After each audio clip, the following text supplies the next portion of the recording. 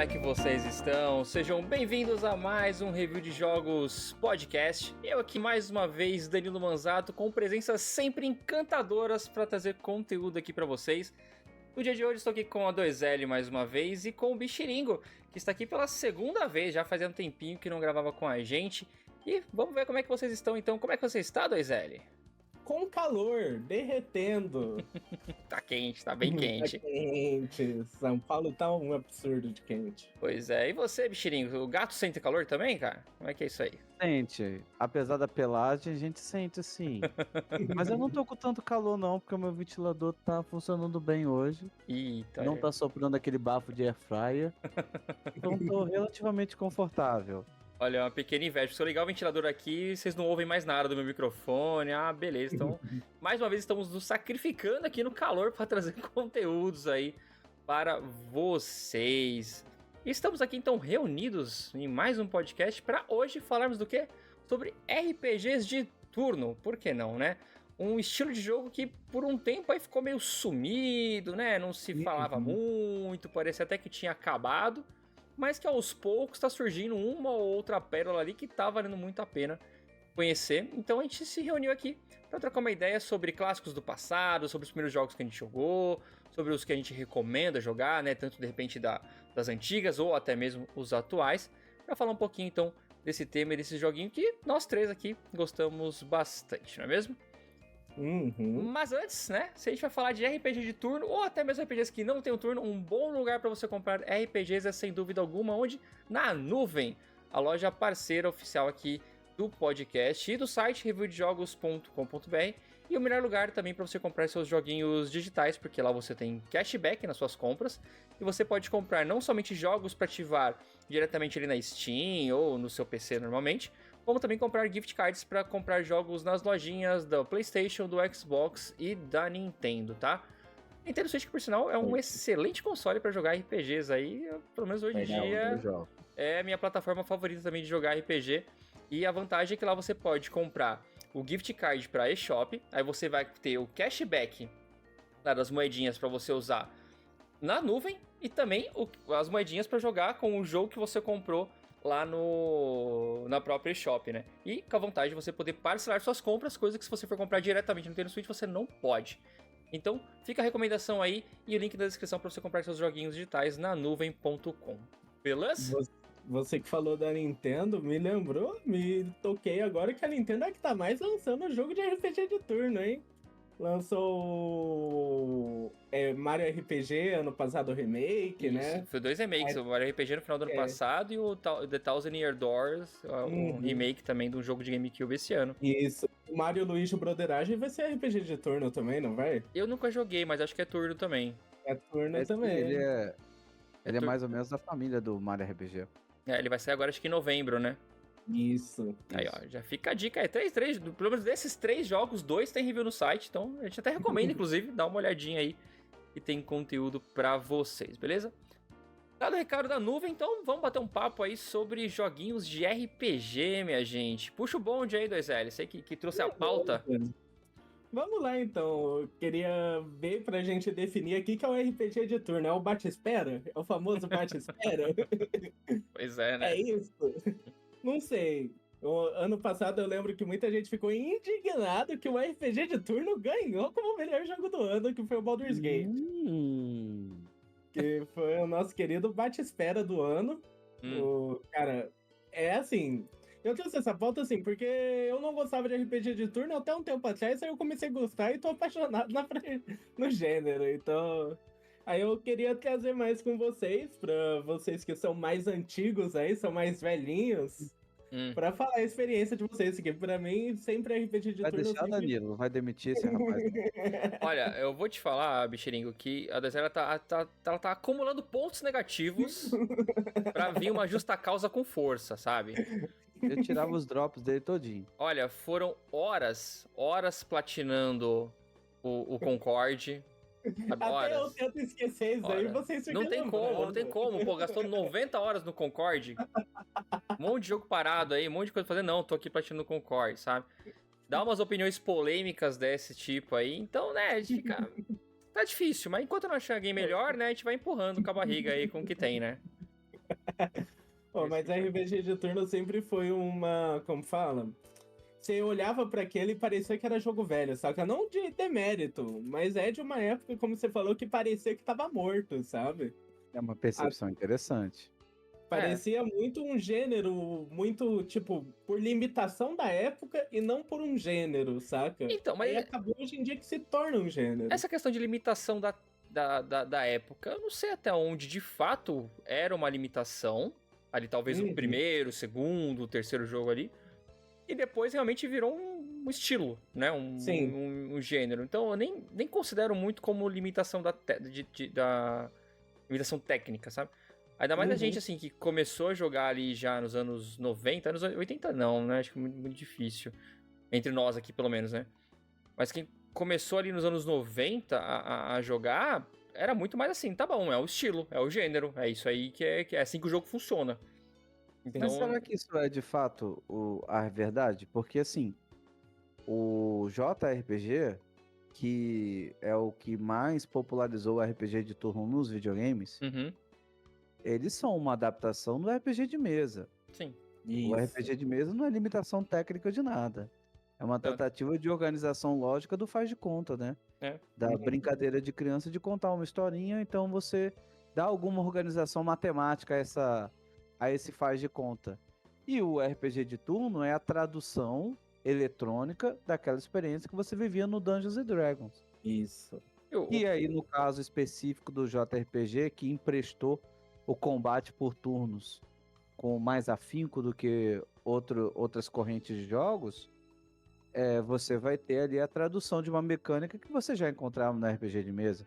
Sim. Primeiro eu te dou um tapa na cara, jogo meu dadinho, depois você me devolve o tapa na cara e eu jogo meu dadinho. Sim. Então, ali você não precisava jogar o dadinho, você escolhia, apertava o botão e lá o programa selecionava se você ia acertar, se você não ia, se você ia causar dano, se você não ia. E com o tempo isso foi ficando um pouco mais complexo. Sim. Então, até que ponto, de fato, era uma limitação técnica ou era a tentativa de levar para as telas do videogame uma experiência que já se tinha analogicamente? Porque eu acho que, de alguma maneira, todo jogo de videogame, em algum momento, se inspirou em experiências reais. Sim, seja o Pong querendo imitar o tênis, seja o Dragon Quest querendo imitar uma versão japonesa de Dungeons & Dragons. Até jogos de carta mesmo também, né? Não precisa nem ir pro lado do... Até o jogo hentai vai querer imitar aquele ato carnal que o 2L faz de vez em quando.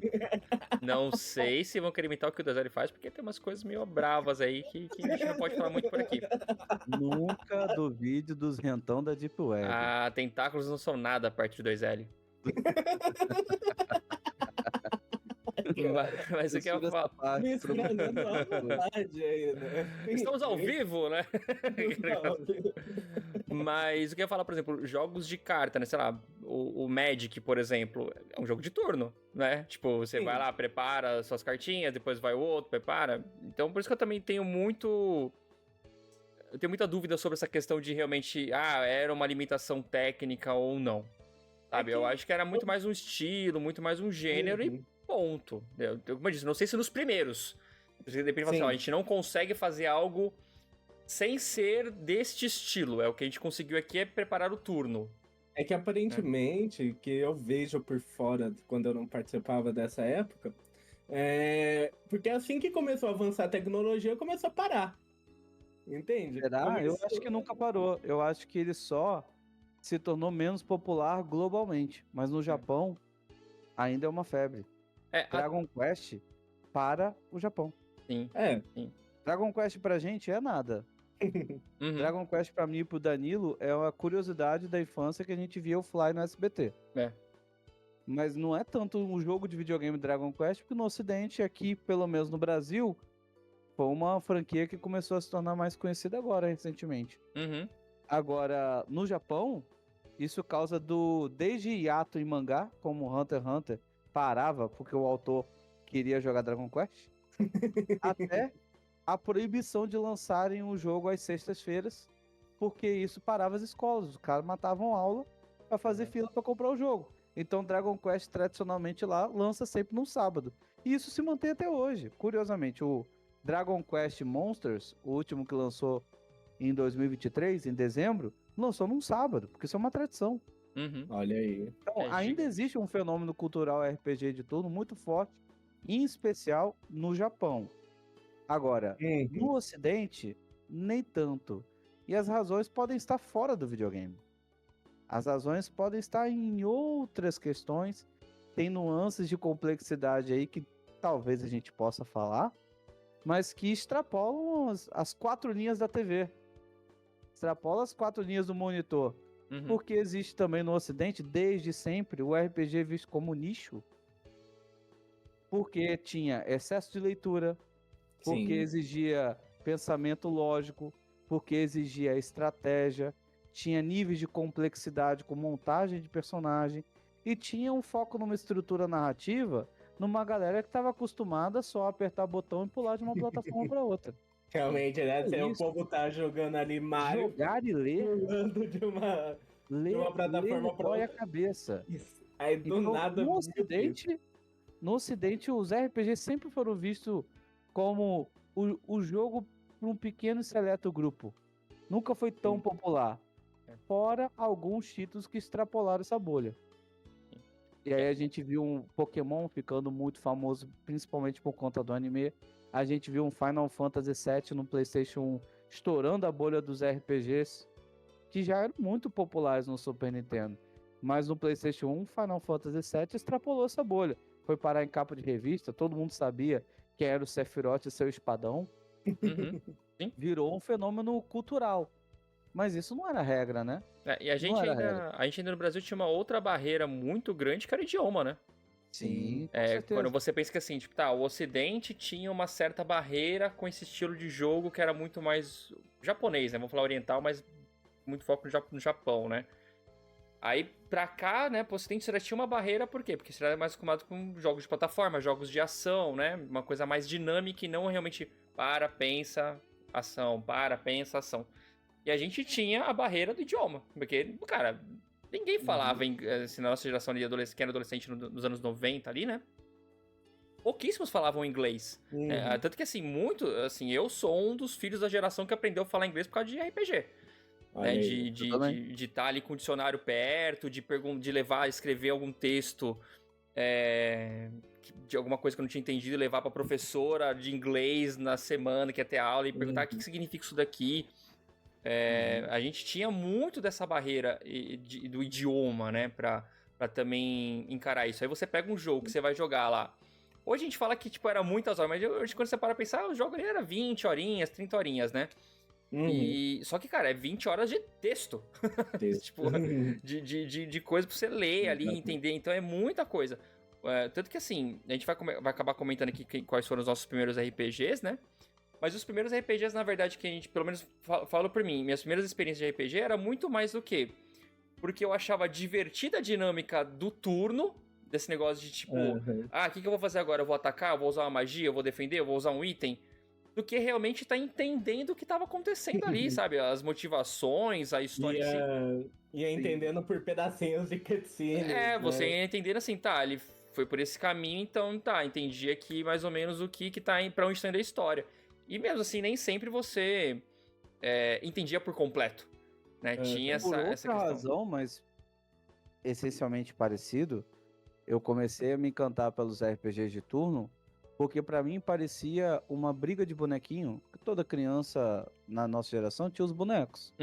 Você botava os bonecos pra brigar. Sim. Pra mim parecia uma briga eletrônica de bonequinho, onde era divertido assistir as animações de ataque.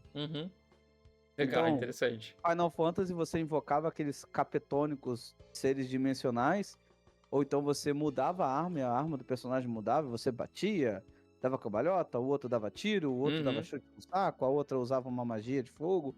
Cada um tinha uma animação que era recompensadora visualmente, que me encantava. Sim. Apesar da repetição, né? E era legal isso que você falou antes, você lá equipar uma arma e números, né? Por mais que eu odeie matemática, mas era números na tela. Você vê assim, pô, agora eu tô tirando 200. Aí você equipava uma arma, nossa, 400, dobrou, que legal, tá ficando mais forte. Você ia sentindo que seu personagem tava melhorando, né? E tudo por ações ali de você, tipo, tô aumentando meu nível, tô comprando equipamentos. Era muito interessante. E também, assim, um outro fator que eu acredito que também foi forte... era diferente de jogar Super Mario e Sonic. Sim, que é só passa a fase ali, ou qualquer outro jogo de ação mesmo em si. Você não tinha esse sentimento de progressão de um personagem, né? E também acho que não sei se é um fator também, mas acredito que seja pra gente ali, pelo menos que cresceu nos anos 90, que foi os RPGs, esses RPGs mais japoneses, eles invadiram o mercado aqui numa época que os animes estavam muito fortes, né? Não que o anime esteja fraco hoje em dia, mas foi quando começou a febre, que a gente não tinha esse tipo de material, não tinha esse tipo de conteúdo, aí começou Cavaleiro do Zodíaco, começou Shurato, Samurai Warrior, começou toda aquela leva de animes da Manchete, e assim, tudo que você via que tinha cabelo espetado e olho grande, você queria jogar. Entendeu? Então você ia muito pela curiosidade, sabe? De falar assim, pô, isso aqui tem cara de anime. Eu quero jogar isso aqui porque isso aqui tem cara de anime. Isso aqui tem cara de mangá. Tem cara das coisas que eu gosto de assistir. Então, muito assim, dos RPGs japoneses, RPG de turno que a gente foi conhecendo, pelo menos eu digo por mim, né? E muitos meus amigos, né, da minha geração que também jogavam RPG de turno, que começaram RPG de turno, muitos também foram impulsionados por isso, sabe? Por aquele momento da cultura fora videogame, né? Tentando trazer aquilo que a gente gostava de assistir pro videogame, entendeu? Tanto que assim, a gente não se importava de pegar jogo em japonês. E vai que vai, entendeu? Porque eu queria ver o quê? Eu queria ver a animação, eu queria ver a CG, eu queria ver a cena de ação, eu queria ver essas coisas, né? E a batalha em si, às vezes... Desculpa.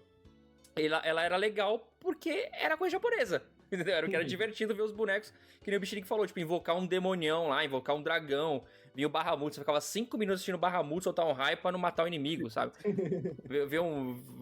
O bicho solta um golpe que destrói 18 planetas, aí chega no inimigo e tira 5 mil. Entendeu? Tipo, mas era divertido pra cacete você ver essas coisas. Os planetas vão amenizando o dano, né, pô?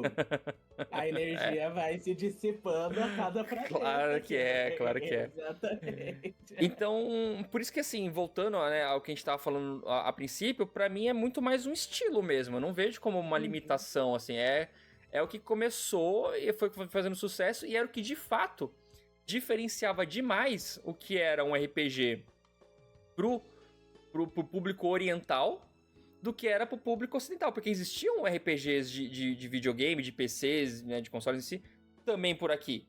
E eu acho uma merda inacreditável os RPGs daquela época, sabe? Era muito point and click, era muito, você vai fazer o que agora, sabe? Ele era muito assim...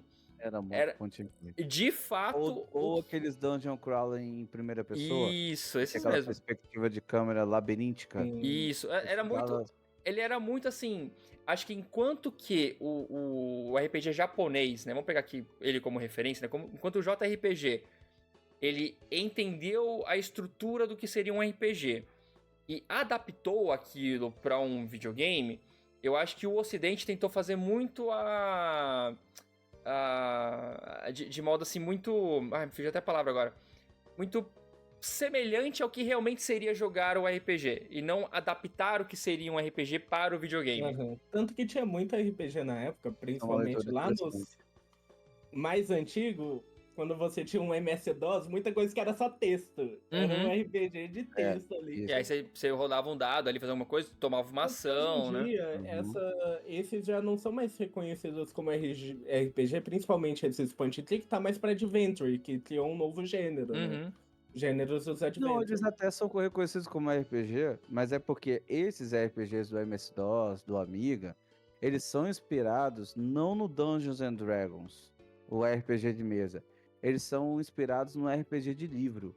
Aqueles livros que você tinha de RPG, que contavam uma história aleatória, dependendo da decisão que você tomava, ele te encaminhava para uma página diferente. Então eles simplesmente encadearam essas sequências lógicas e dependendo da escolha que você fazia, você acessava virtualmente uma página de texto diferente.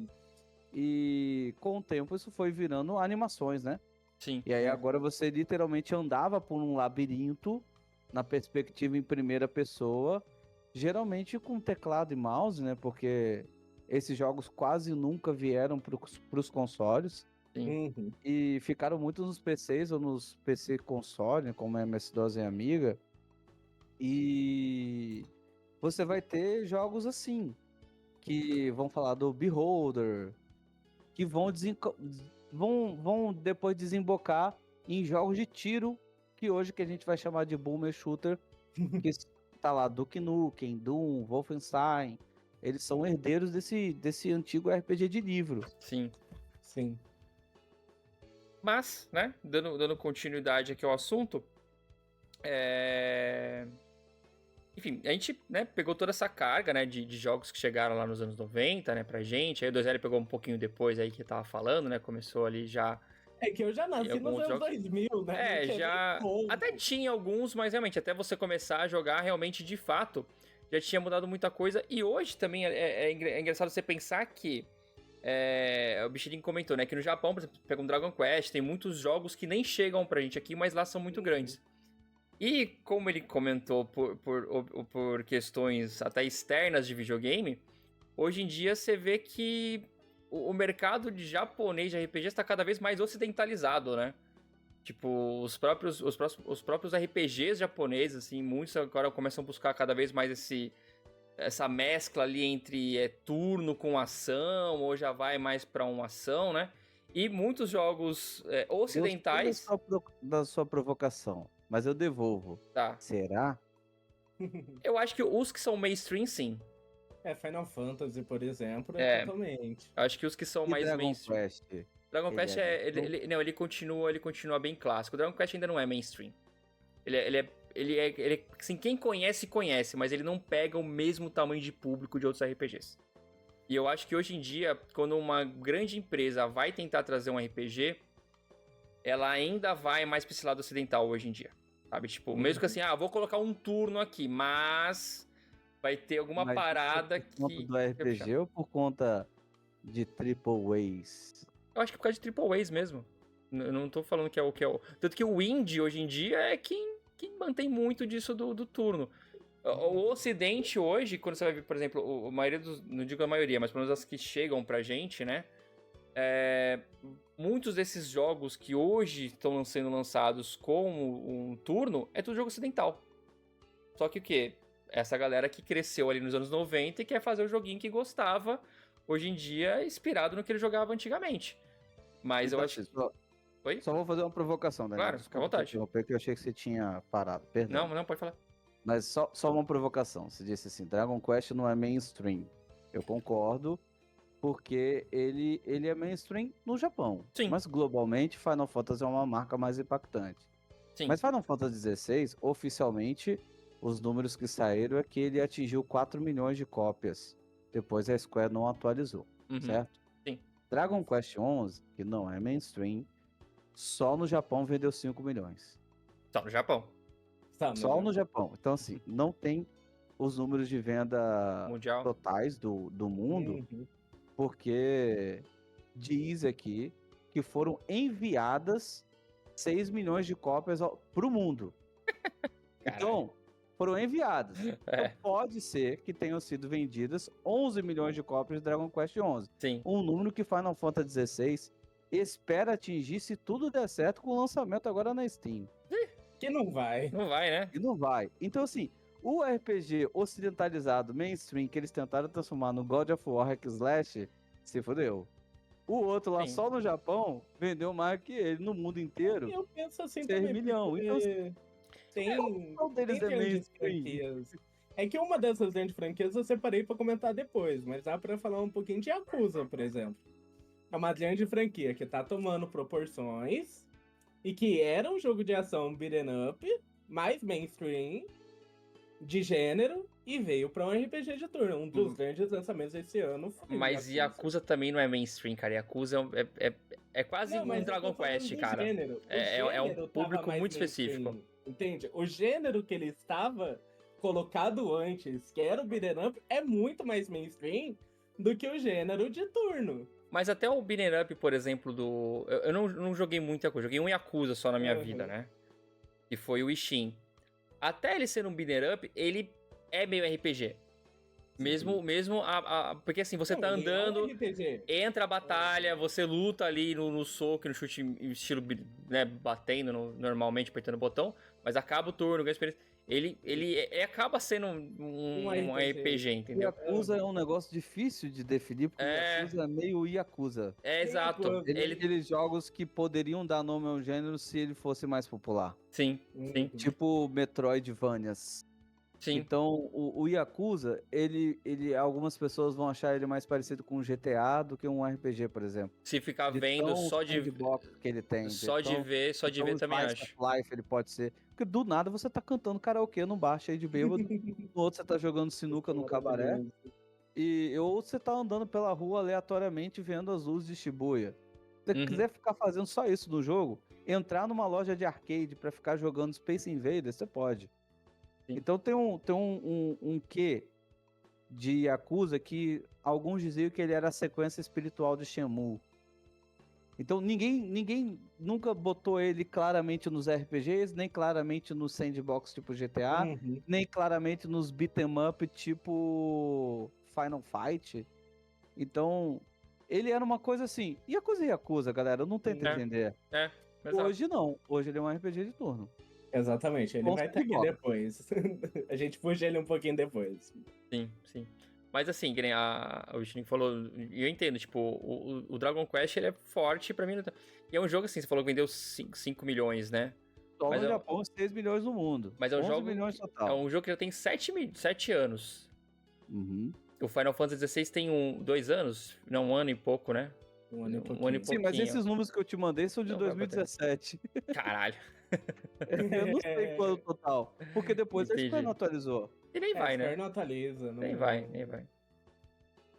Mas enfim. Provavelmente passou. Agora, quanto passou? A gente não sabe quanta força um jogo se mantém ao longo do tempo, né? Geralmente, depois que passa o hype ou vem outras novidades, o jogo ele vai vendendo até mais, mas em promoções. Aí ele teve depois... E aí, geralmente esses números não são atualizados. E ele teve depois atualizações, saiu a versão dele completa lá. Depois saiu a versão pra Switch, porque no momento que eu mandei esses números aqui, ainda não tinha versão de Switch. Ele tinha lançado PS4, 3DS e Xbox One. A versão de Switch saiu depois, porque foi uma versão problemática, né? Tiveram que adaptar graficamente. E não tem os números do Switch contabilizados, provavelmente não são pequenos. Não, com certeza não. Então, assim, Dragon Quest bota qualquer último lançamento de Final Fantasy no chinelo. Sim. Qualquer. E é o RPG de turno da Square hoje. Sim. Então, assim, a Square tem no mínimo 2 linhas de produtos muito poderosos, que são, pra Square, tá? Os seus carros-chefe. Que é o Dragon Quest e o Final Fantasy. Todos eles têm spin-offs e derivados. Sim. De jogos para celular a jogos de ação, por exemplo.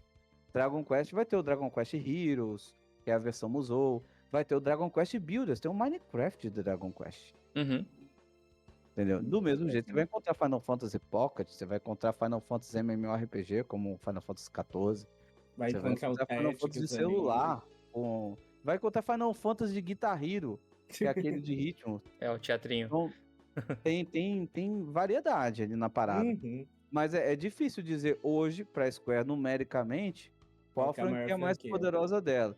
Dá pra dizer que, globalmente, Final Fantasy tem mais nome. Sim. Mas, financeiramente, talvez Dragon Quest traga mais retorno. Não sei dizer. Mas vamos lá, então, gente. Queria perguntar pra vocês qual que é o primeiro jogo de turno que vocês jogaram. É uma pergunta difícil de lembrar, mas eu demorei pra lembrar qual que era. Começa aí, Bichiringo. Manda aí. Você lembra? Cara, eu fico na dúvida porque foi algo muito contemporâneo. Porque pra mim, quando eu tinha o Super Nintendo, eu era muito criança, então eu mal sabia ler e escrever. Então, obviamente, os RPGs eram um impeditivo por si só, não pela barreira do idioma, que mais tarde seria um obstáculo, mas pela minha juventude. Aí no PlayStation 1, eu fui contemporâneo mais ou menos. O Danilo ele foi muito preciso. Nós, crianças ali do meado dos anos 90, vivemos um boom dos animes na TV aberta. Isso é diferente do que acontece com os animes hoje pela internet. não tanto na TV. Porque a TV era o principal meio de comunicação e aquilo virou um estilo.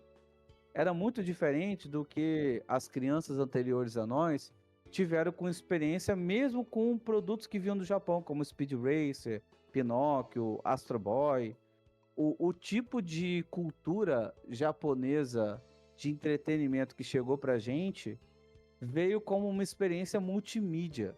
Você tinha na TV, foi o boom da popularidade das revistas, então chegou o mangá, chegou as revistas de games, chegou as revistas de anime e também chegou aos videogames. Sim. Então, de alguma maneira, a gente passava a procurar no videogame uma espécie de reforço àquele tipo de cultura que a gente recebia nas outras mídias.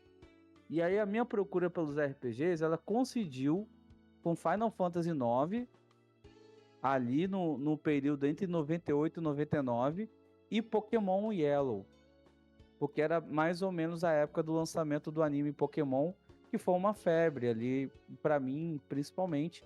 Eu gostei muito de Pokémon na época, porque era muito diferente do que a gente costumava ver. Capturar monstrinhos, usar os monstrinhos pra lutar por você.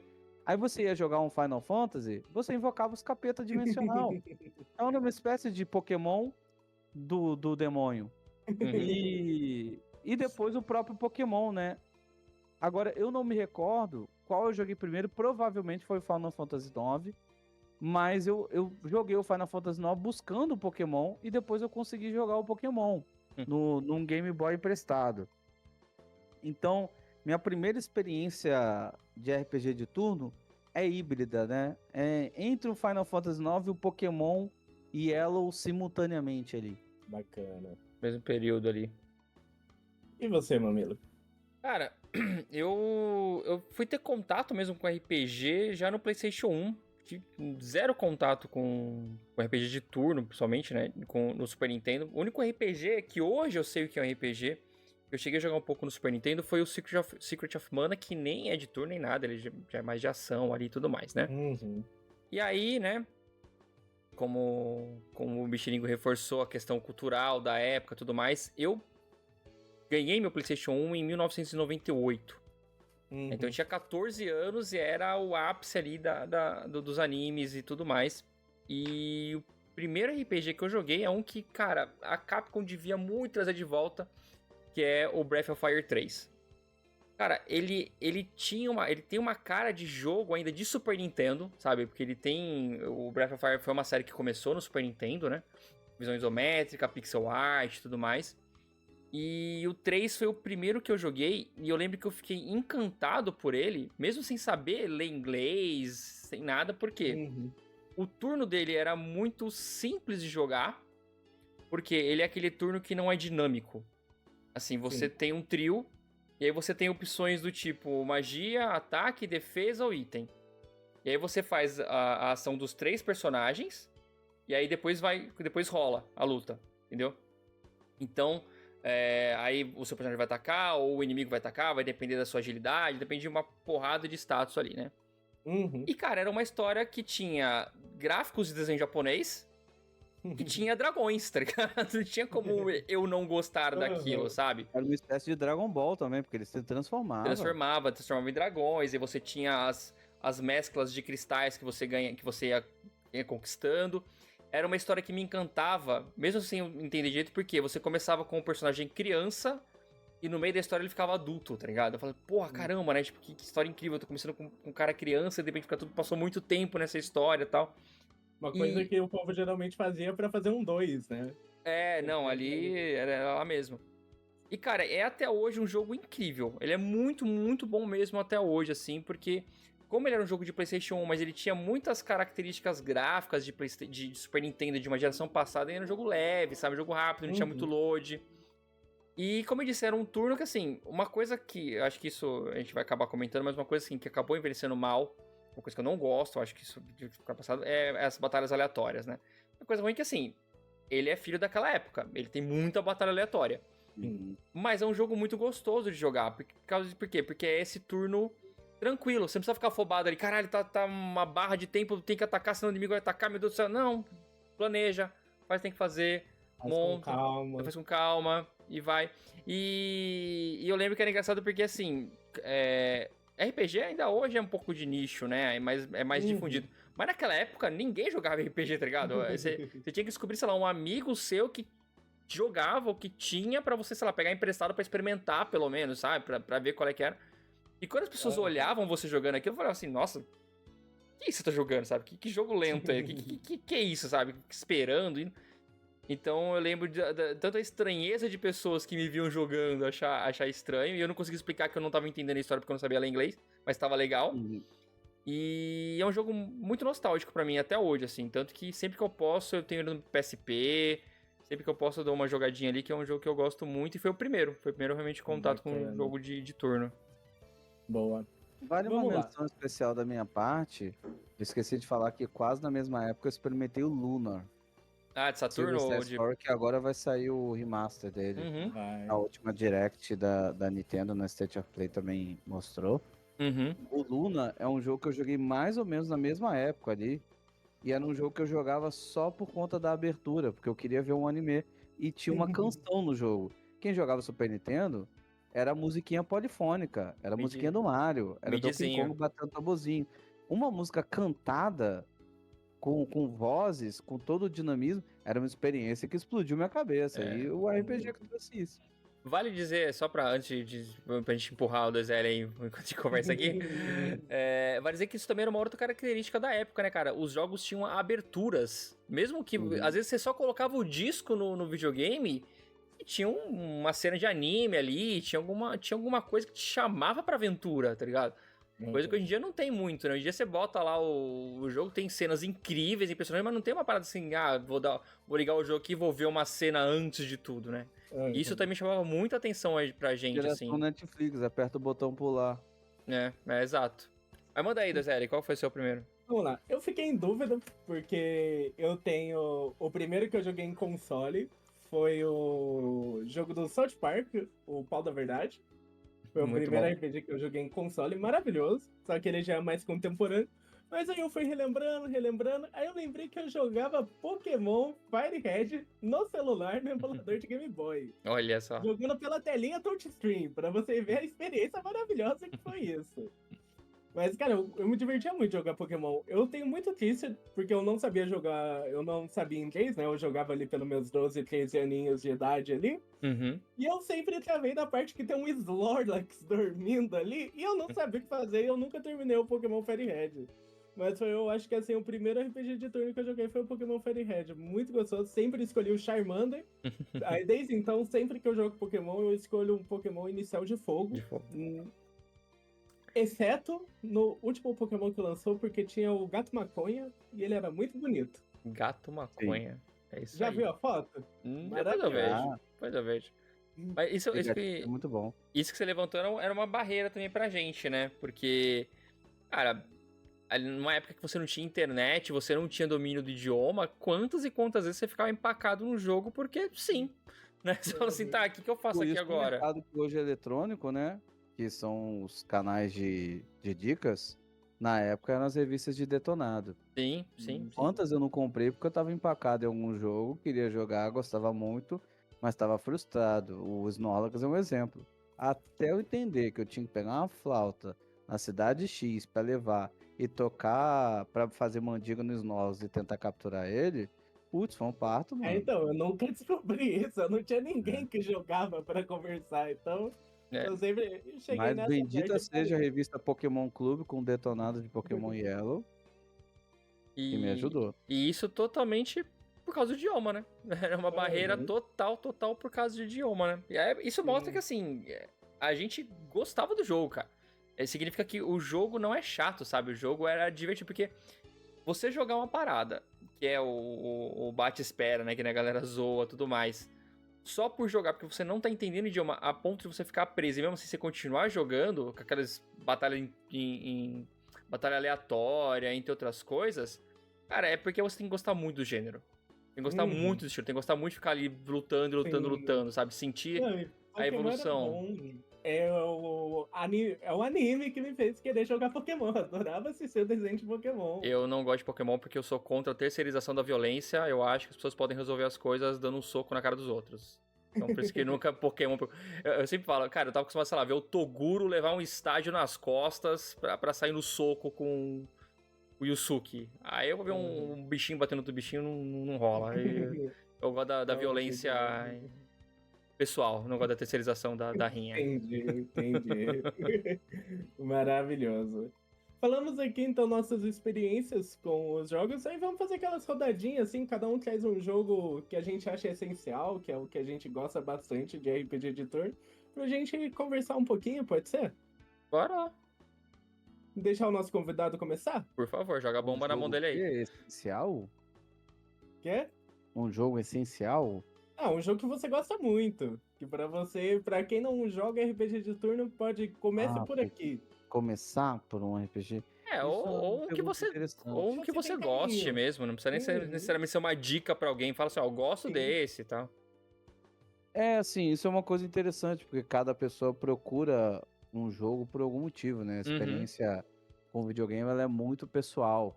Apesar da gente tentar categorizar, né? É sempre, no final, uma questão pessoal. O motivo pelo qual uma pessoa joga um RPG pode ser parecido com o da outra, mas não necessariamente igual. Sim. Eu sempre busquei recompensa visual, animações, beleza estética e aquele design oriental que eu encontrava nos animes. Então, quando eu queria essa experiência um pouco nipônica, um pouco televisiva, eu procurava jogos que eram recompensadores dessa maneira. Então, não é exatamente RPG de turno, né? Mas eu encontrava essa experiência na franquia Tales of, que era a que eu gostava muito. Mas uma franquia que sempre... Franquia não, um jogo que sempre me agradou muito, por eu ser muito fã de Dragon Ball, foi o Blue Dragon, que é um RPG pouco reconhecido, porque ele ficou no Nintendo DS e ficou também no Xbox 360. E aqui no Ocidente, especialmente no Brasil, né? Ele não teve tanta mídia. Mas o Blue Dragon, ele foi uma tentativa de reedição do Chrono Trigger, né? O mesmo Dream Team que fez o Chrono Trigger fez o Blue Dragon, e eu encontrei no Blue Dragon que eu encontrava na franquia Tales of, que era uma pegada mais anime com o design do Akira Toriyama. Eu sou cadelinha do Akira. Ele que mete a mão, eu gosto. Ele tava no Blue Dragon? Oi? Ele trabalhou no Blue Dragon também? Ou é só Ele trabalhou no Blue Dragon e trabalhou no Chrono Trigger. Assim como ele trabalha no Dragon Quest também. Sim. Bacana. O Blue Dragon é um Gokuzinho, cara. Se você for ver. Eu tô vendo aqui gameplay. Ele é um Gokuzinho, assim. E a questão é que ele tem uns espíritos que eles invocam. No caso do personagem principal, dele é um dragão azul, né? Cada um tem seus animais ali que eles invocam pra lutar com eles. Lembra relativamente uma coisa um pouco Shaman King, pra quem gostava de animes ali no início dos anos 2000. Sim, de ter um espírito ali do seu lado. De Dragon Ball. Só com a carinha de Dragon Ball. Então, Blue Dragon, pra mim, é um bom RPG pra começar. Porque, primeiro, ele tem o traço nostálgico e fácil de identificar do Akira Toriyama. Ele tem as cores vibrantes que a gente encontra nos animes e nos JRPGs. Ele tem a trilha sonora do Nobuo Uematsu, que é aquela experiência orquestra que a gente encontra nos RPGs. E ele tem um sistema de combate que, apesar de algumas complexidades, são simples. Porque vai agradar, mesmo quem está começando agora, que é jogar algo mais palatável, e também vai agradar aqueles que vão querer explorar mais os itens e as combinações dos diferentes espíritos para ter uma experiência mais complexa. Ele tem opção para todo mundo. E é um mundo muito divertido de explorar. Tem o personagem é muito cara de Goku mesmo. O personagem é igualzinho o Goku. É sim, foi proposital ali, né? E Blue Dragon foi uma coisa encomendada praticamente pela Microsoft, a Square. E depois ele ganhou uma versão de Nintendo DS, né? Justamente porque eu imagino que o resultado financeiro dele não tenha sido tão bom no Xbox 360, porque era um período que a Microsoft estava querendo entrar no mercado japonês. E como que ela quis entrar? Pegou a Square pegou o time que fez o que era conhecido como o melhor RPG de todos os tempos e falou, vamos fazer um joguinho, nós aqui? E não deu muito certo mercadologicamente, mas é uma obra muito legal. Essa eu não conhecia, não. É turno a batalha dele também? É turno, cara. Essa eu não conhecia, turno, não. É um RPG maravilhoso. Olha, essa eu não conhecia, não. Vou dar uma olhadinha depois. Inclusive, baratinho, R$60. Tô vendo aqui na loja da Xbox, né? A versão digital dele, a versão física já é muito difícil de encontrar, inclusive é caríssima. Se encontrarem, corram. Mas a versão digital dele eu comprei já por R$10 na loja da Xbox Live. Baratinho. Interessante, vou dar uma olhadinha depois. Você realmente não conhecia. Ele foi o primeiro disco do 360 que era disco triplo, cara. O jogo era tão grande que ele vinha em 3 DVDs. Mas aí você precisava ter um HD externo também ou não? Não. Era tudo no DVD mesmo. Só o save ficava no. Eu lembro de disco assim, tinha o GTA V, que você precisava instalar, mas aí você tinha que instalar, você tinha que ter um HD ou um pendrive. É porque o GTA ele já veio no final da geração, né? E aí o DVD não comportava. Ele já precisava de um Blu-ray. Bacana. Eu vou falar um aqui que a gente já citou, mas é o que tava na minha lista mesmo e não tenho como eu trocar, que é o Yakuza Like a Dragon, que pra mim, quando eu comecei a gostar de jogo de turno, cara, eu nunca gostei de beat'em up, tá? É mais um ponto aí pro Danilo colocar na sua justa causa. Na minha justa causa, eu nunca fui muito fã de beat'em up. Aí quando eu vi que Yakuza, que era um jogo muito carismático, ia ter um RPG de turno em português também, que foi o primeiro Yakuza em português, no lançamento ele não tinha, mas depois de um tempo atualizaram pra ele ter em português, cara, foi fundo. Tinha um novo protagonista ali, que é o Ichiban, que ele adora Dragon Quest, né? Um dos motivos de Yakuza Like a Dragon ser em turno é porque o Ichiban é doidinho da cabeça, ele jogava muito Dragon Quest, então ele imaginava todas as lutas como se fosse uma luta de Dragon Quest. Aí é por isso que o jogo é de turno, porque... Olha o Dragon Quest aí, ó. Olha, ó. É o Dragon Quest influenciando. Cara, muito gostoso, é o que o TG falou, que é uma mistura de date sim ali, você vai estar no karaokê cantando... Você vai nos arcades jogar os jogos antigos da SEGA, tanto que esse ano lançou o Infinite Wealth, que eu acho ele um jogo de turno muito melhor, porque além de ser um turno convencional, você também pode ficar andando ali por uma delimitada área. E usando os objetos ao redor, influenciando na batalha, por exemplo, você vai atacar um inimigo, você tá perto de uma lixeira ali, ou de uma bicicleta, o Ichiban vai pegar a bicicleta e vai tacar a bicicleta no inimigo. Isso é maravilhoso. Mas aí eu coloquei o Yakuza Like a Dragon primeiro do que o Infinite Wealth, porque é onde começa a história do Ichiban, né? Você não vai começar pelo Infinite Wealth, que é outra história e continuação direto.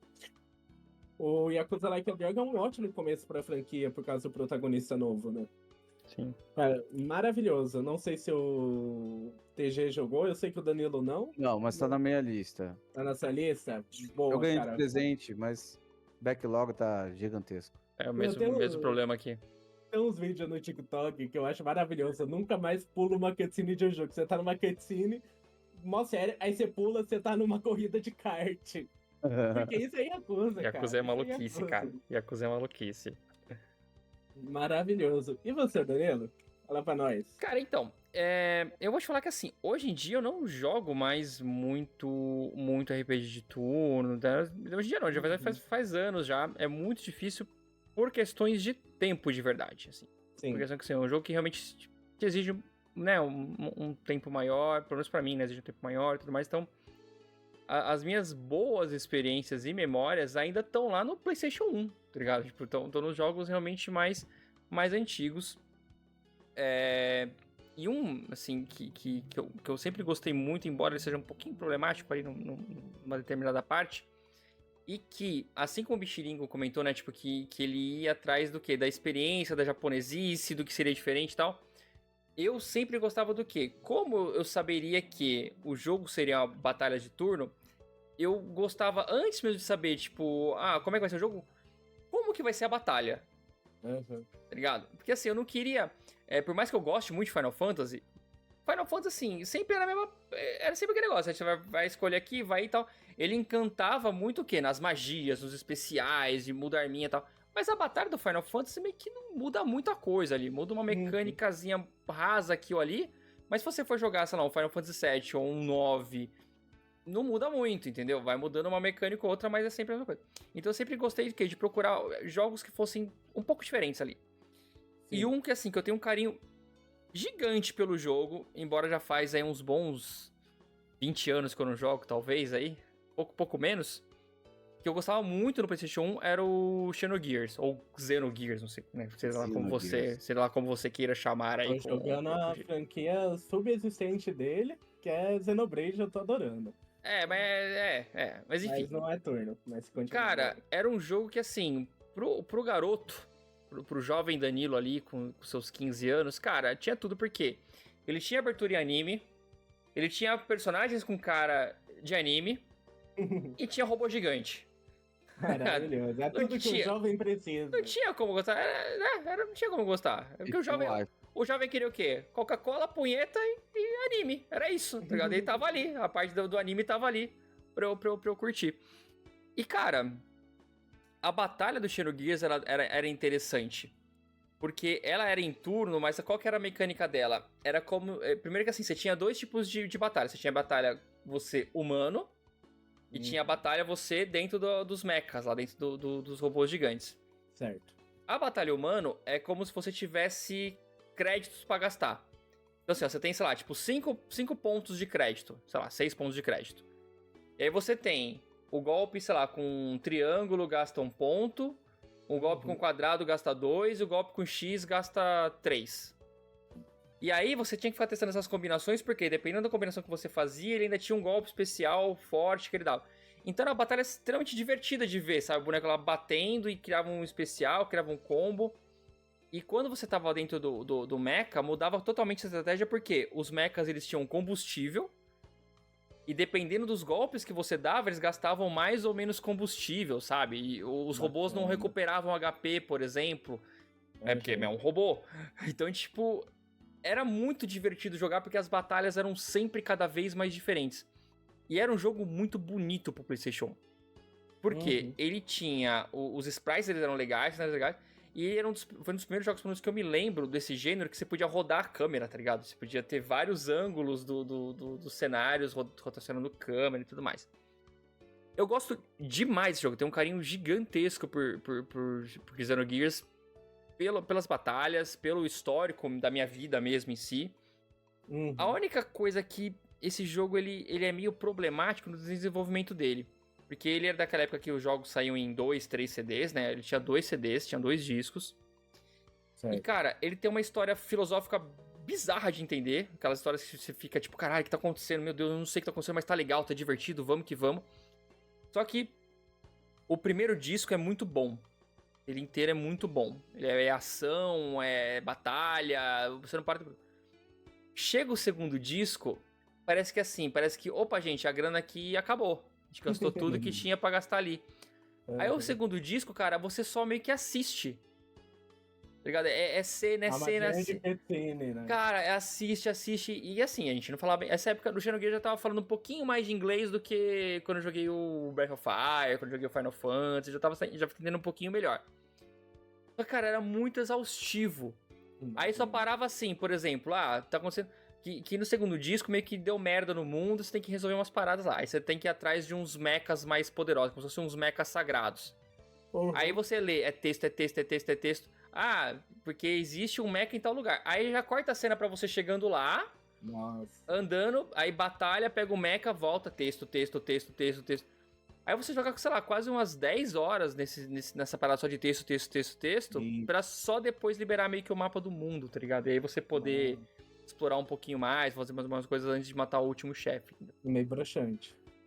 O segundo CD, ele é broxante, cara. Você vê que realmente, assim, acabou o dinheiro.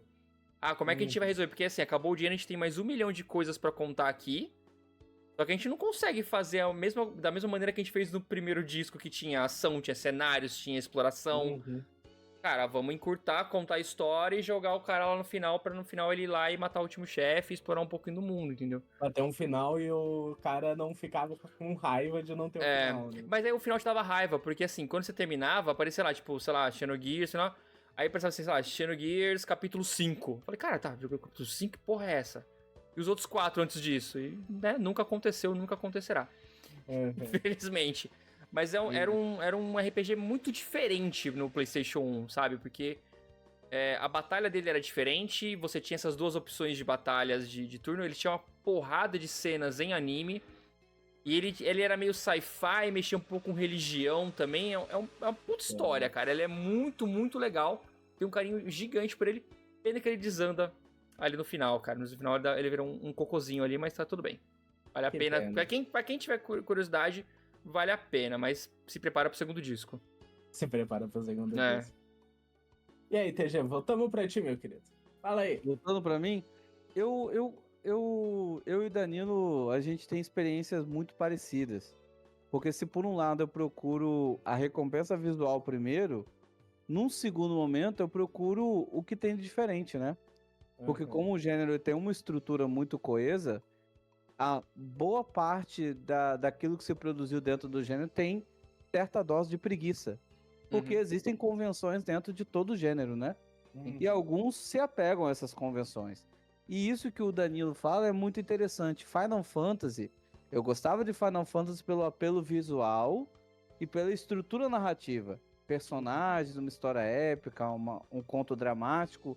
Apesar do meu favorito ser o 9, justamente por romper um pouco com isso e ir mais pro lado da ludicidade e da alegria. Em vez de ser um personagem, um protagonista cuzão e sem graça como Cloud, que fica o tempo inteiro com cara de cu, morre a amada dele, ele tá com cara de cu. Ele tá com raiva do Sephiroth, tá com cara de cu. Ele não tem expressão, não tem emoção, não é um robozinho.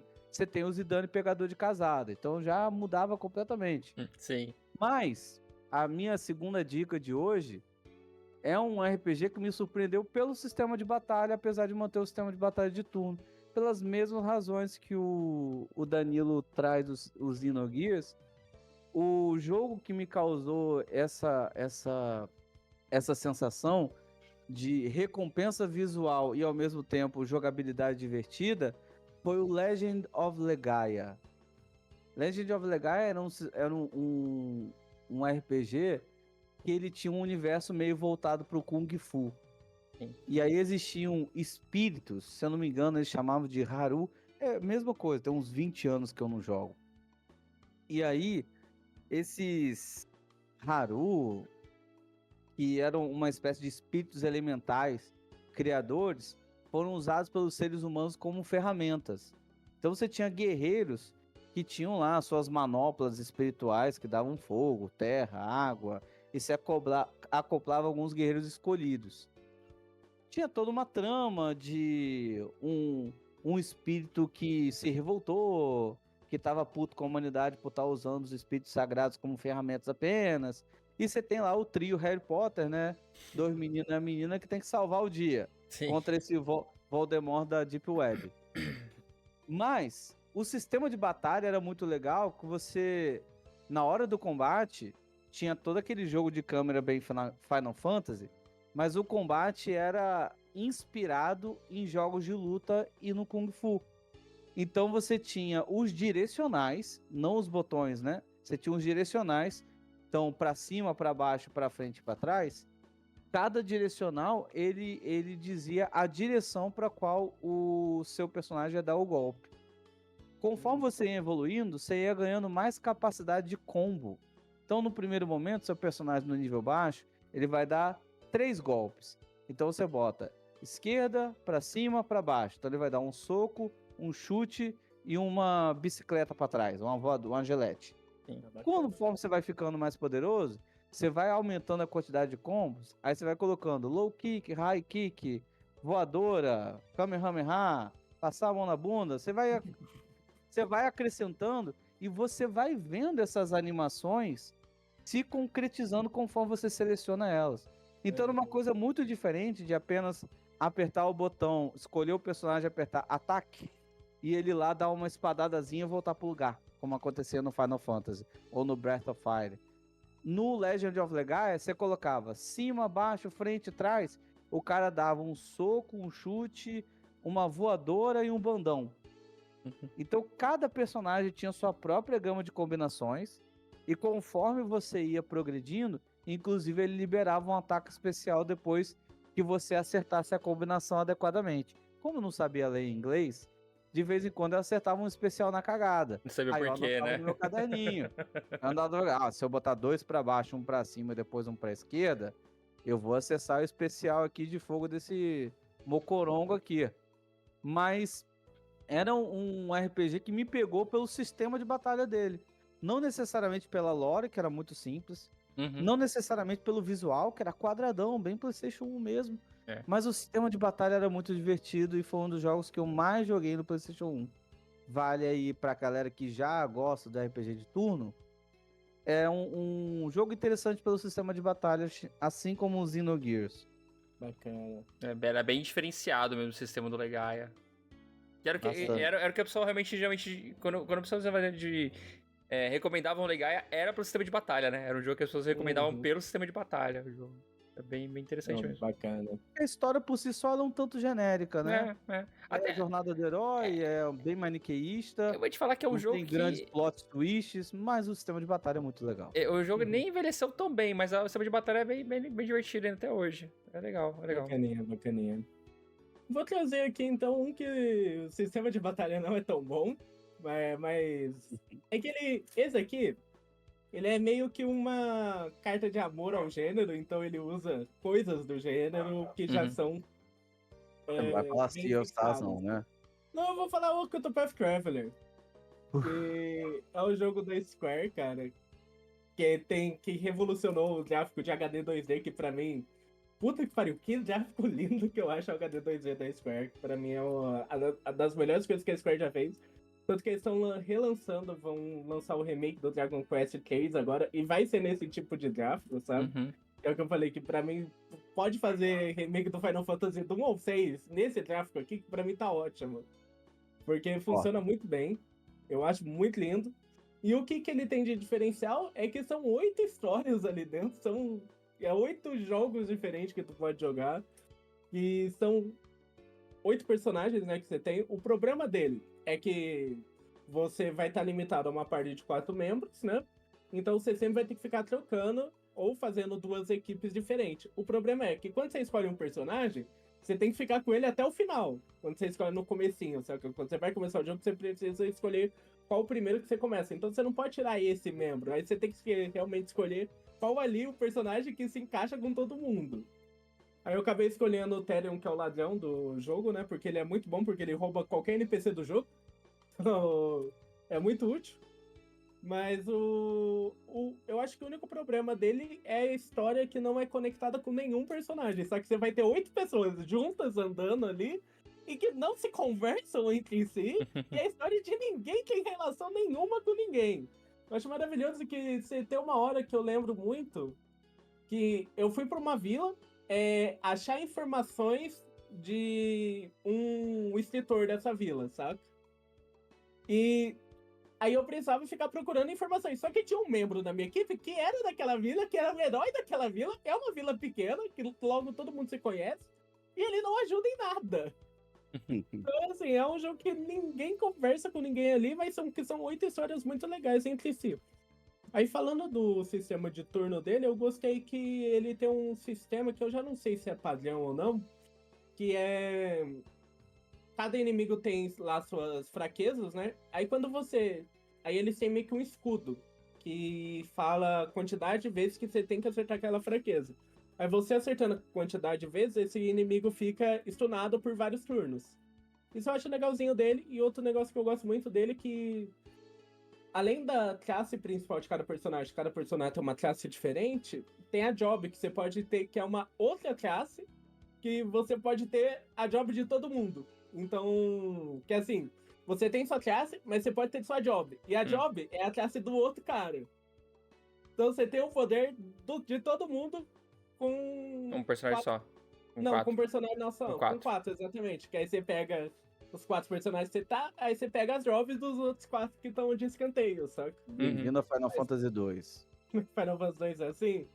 Aí você pode ter a job de todo mundo nesses 4. Então meio que você vai jogar com os 8, só que só com 4. Aí eu acho o 12 é assim também. Aí eu não sei. Tem uma galera que faz speedrun, todo mundo de monge, todo mundo de guerreiro, todo mundo de arqueiro, todo mundo de clérigo. Porque é possível botar todo mundo na mesma job. Sim. Mas o 12... você não pode colocar na mesma job. 12 versão Zodíaco, né? Porque a original lá era mais bizarra ainda. Não, aqui se um tá numa job, você não pode colocar o outro na mesma job. Não, sim, é porque o 12 extrapola a parada. Extrapola, entendi. Mas esse sistema de job dele eu acho bem divertido. Como eu disse, ele pega mais coisas do passado, né? Ele quer fazer uma cartinha de amor ali. Eu só acho a única fraqueza pra mim desse jogo é realmente as histórias dos 8 não ser nada conectado uma com a outra. E, tipo, você vai ter que fazer as 8 histórias porque você não consegue ter nível pra fazer. Porque, tipo, vão ser, se eu não me engano, são 4 capítulos com cada. Aí você faz um capítulo. Aí pro capítulo 2, você precisa de muito mais nível. Aí, logicamente, você tem que fazer os capítulo 1 de todo mundo, sabe? Então, logicamente, você vai acabar fazendo as 8 histórias, mas nenhuma delas são conectadas com ninguém. Nem no final, quando eu cheguei no final, eu pensei, vai ter alguma coisa aqui. Não tinha. Terminava a história de um, acabou, foda-se, é isso. Terminou a história desse personagem. Mas em nenhum momento os personagens se encontram, formam um grupo com os 8? É só realmente separado mesmo? E foda-se. Porque, tipo, eles não conversam entre si durante a história, saca? Só numa hora que você vai estar numa taverna e dá... foi legal isso que você fez lá, hein? Mas, tipo, eles não conversam em nada entre si. Tanto que você vai ter uma cutscene, você tá com os 4 personagens. Aí tem uma cutscene, só tem um personagem da história da cutscene, os outros somem. Ok. Aí, é legal. Tem uma hora que eu fui lá enfrentar um boss. Aí, nossa, foi muita petulância tua ter vindo sozinha aqui. Aí começa a luta, os 4 lá. Ok. Tipo, não tem ligação nenhuma. Octopath Traveler é um jogo com um personagem só e 7 amigos imaginários, né? Tipo, que ninguém vê o que tá acontecendo ali. Ninguém vê, exatamente. Mas o jogo é muito bom, tá? É umas 50 horinhas ali, tu termina a história. Bacaninha, bacaninha. Ok. E você, Danilo? Cara, eu não sei se eu vou estar roubando aqui agora, mas... Vai começar a roubalheira. Hora de roubagem. Mas eu lembrei de um jogo que, pra quem vê, pode ser que não seja, parece que não seja, mas quem joga sabe que é. E já que a gente tá falando de turno, e como eu disse, minhas grandes memórias, minhas lembranças são na época do PlayStation 1, eu vou trazer aqui Parasite Eve. É de turno? Não sei, eu nunca vi nada de Parasite Eve. É de turno. É um jogo que, por isso que eu falei assim, quando você vê, parece que ele chegou numa época que assim, você tinha, sei lá, Resident Evil, Silent Hill, tá ligado? Todos os jogos ali de você vê o bonequinho andando e cenários, né? E quando você vai pra esse lado pensando assim, é um jogo de ação. Só que o Parasite Eve, ele é um RPG, tá ligado? É um RPG meio que, assim, ele tem uma história mais linear e tudo mais, mas acho que as mecânicas dele, eles são muito mais semelhantes a RPG, até mesmo porque quem desenvolveu na época foi a Square, ainda Soft na época, né? E os caras só faziam RPG, tá ligado? Os caras só faziam isso. Então, ele é um jogo de turno, por quê? Ele tem, você tá andando pelos cenários, aí vem a batalha aleatória, né? Chega ali a batalha aleatória. Aí você até fica andando, ele tem tipo uma área da batalha, né? Você até fica andando com a Aya, né? Você pode ficar andando e tal. Mas enquanto não enche a sua barrinha de ataque, você não pode fazer nada. Tá ligado? E aí, quando a ATB, ela enche, você pode fazer uma ação. Sim. Aí, o que vai ser essa ação? Você vai dar um tiro, você vai trocar arma, você vai usar um item, você vai dar uma magia. E também assim, quando você vai, por exemplo, dar um tiro, o jogo para. Tipo, sei lá, a opção atacar. Aí ele vai abrir um domo, que vai mostrar, tipo, aqui é o raio em que seu tiro pode acertar. E aí, se o inimigo estiver dentro, os inimigos estiverem dentro desse domo, você consegue acertar. Os que estão fora, não. Então, ele é um jogo de ação, mas com batalhas em turno, tá ligado? Tudo dele é turno, porque aí você vai dar o ataque. Aí o inimigo pode te atacar ali também porque encheu o ATB dele. E você tem que esperar seu ATB encher de novo, tá ligado? Aí você ganha level. Tipo, então assim, ganhei um X de experiência ali e ganha level. o level você ganha itens pra dar upgrade nas armas, pra dar upgrade nos equipamentos, porque ela tem os coletes também que você pode equipar e tudo mais. E assim, ele tem todas as características pra ser um RPG, tá ligado? Assim, pra você falar assim, isso aqui é um RPG. A única coisa que eu acho que ele é mais diferente dos outros, até mesmo pros jogos da época, é que assim, não era o guerreiro de capa e espada, tá ligado? Não era o guerreiro que tá ali enfrentando, sei lá, demônios medievais. Era uma história que acontecia em Nova York, no ano que saiu o jogo ali, que aconteceu, era no Natal de 98. E, cara, pensando assim, ele era um RPG de turno. Justamente, o 2 que eu me lembro nem tanto, era mais o primeiro, tá? O 2 acho que, pelo que eu me lembro, ele é mais ação. Mas o primeiro Parasite Eve, ele é totalmente um jogo de turno, porque todas as suas ações são consequências do quê? De você esperar, atacar, esperar de novo, esperar o upgrade, ficar mais forte, aí você chegava, sei lá, no nível tal, ganhava uma magia, aí você ia testar a magia. Era muito bom, cara. É muito bom, assim. E pra quem tá aqui, a gente fala assim, não quero um jogo... Assim, ele tem bastante texto também, mas ele é muito mais ação, no sentido de joguinho, assim, tal. E talvez ele seja meio lento hoje, mas ele continua sendo uma experiência bem interessante de se jogar. E infelizmente a gente vai ver nunca mais nada de Parasite Eve, porque tem uma treta gigantesca com os autores do livro, né, que deu origem ao jogo. A história. Mas, cara, eu acho que vale a pena. Como experiência de turno diferente, mas que tem características de um RPG de turno, eu acho que Parasite Eve talvez seja meio roubar, se você for pensar que, vamos pegar só um tipo de característica, mas ele tá lá. É um jogo de turno. Um jogo de turno.